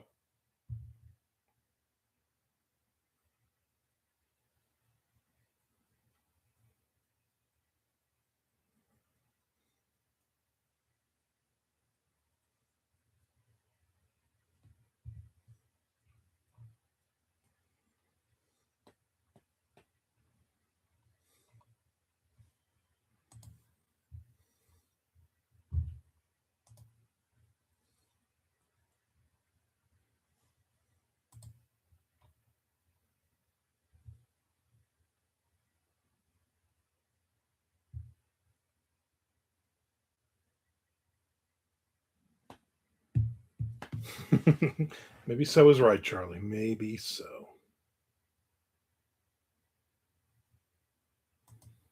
Didn't even know it was for sale. That Rain Tree restaurant that we went to Saturday night, apparently it was for sale, but it's no longer for sale. Third generation family members just step in to run it now. Been there since 1981.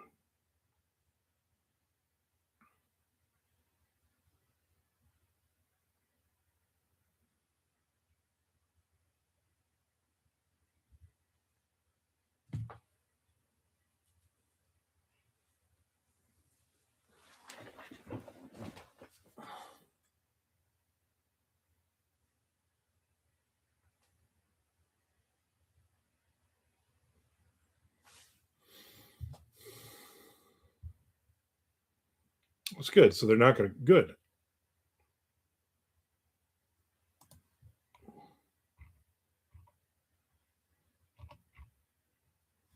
Very good.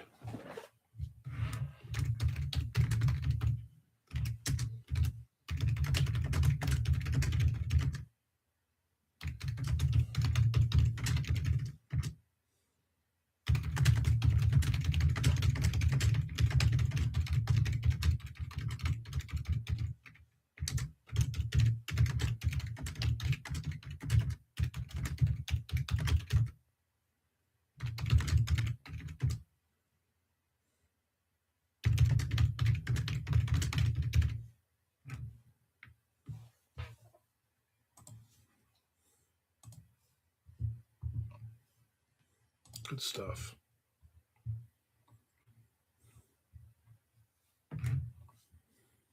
All right. Anybody got any last things you want to bring up?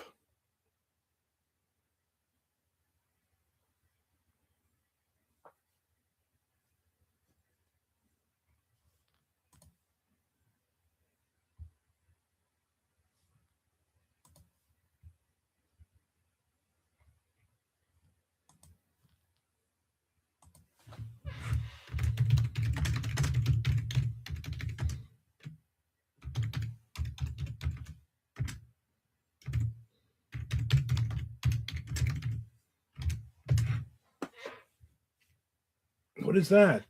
Chicken flying fish?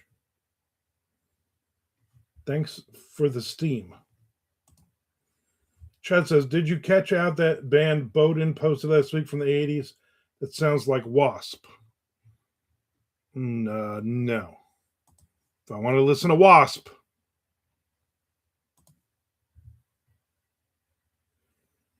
Frank Ether said, "Congratulations." I don't know what was that flying stuff.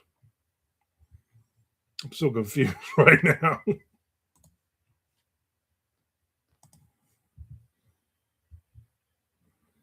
Bowden posts like every day. He posts something.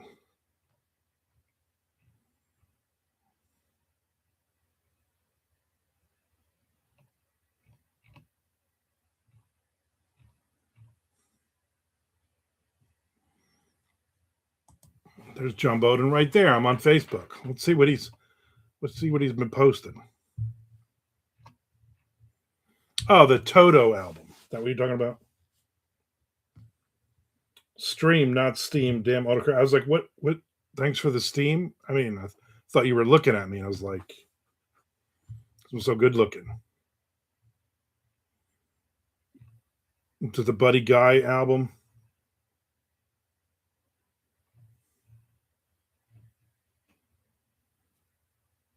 Oh, Icon.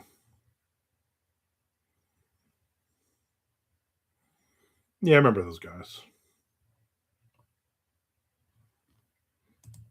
Pepperidge Farms remembers.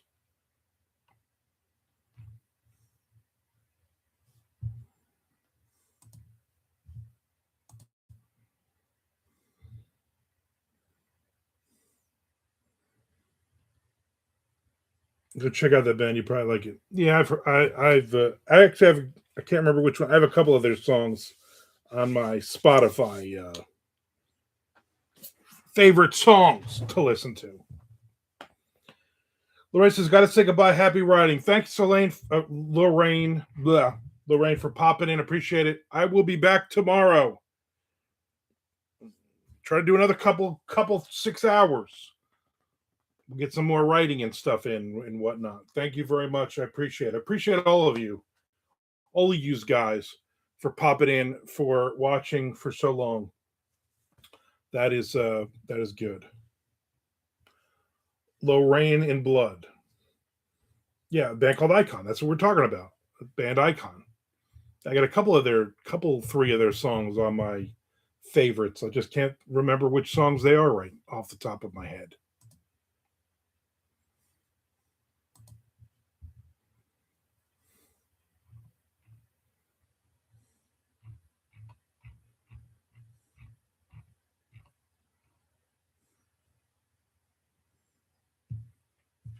Frank says, "Oh, Icon. Oh, chicken. Oh, chicken icon.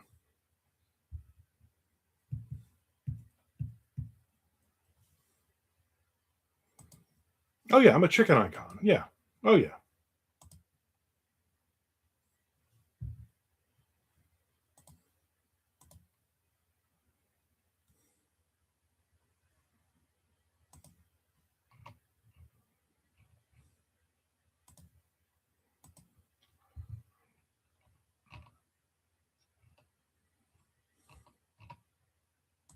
Oh yeah.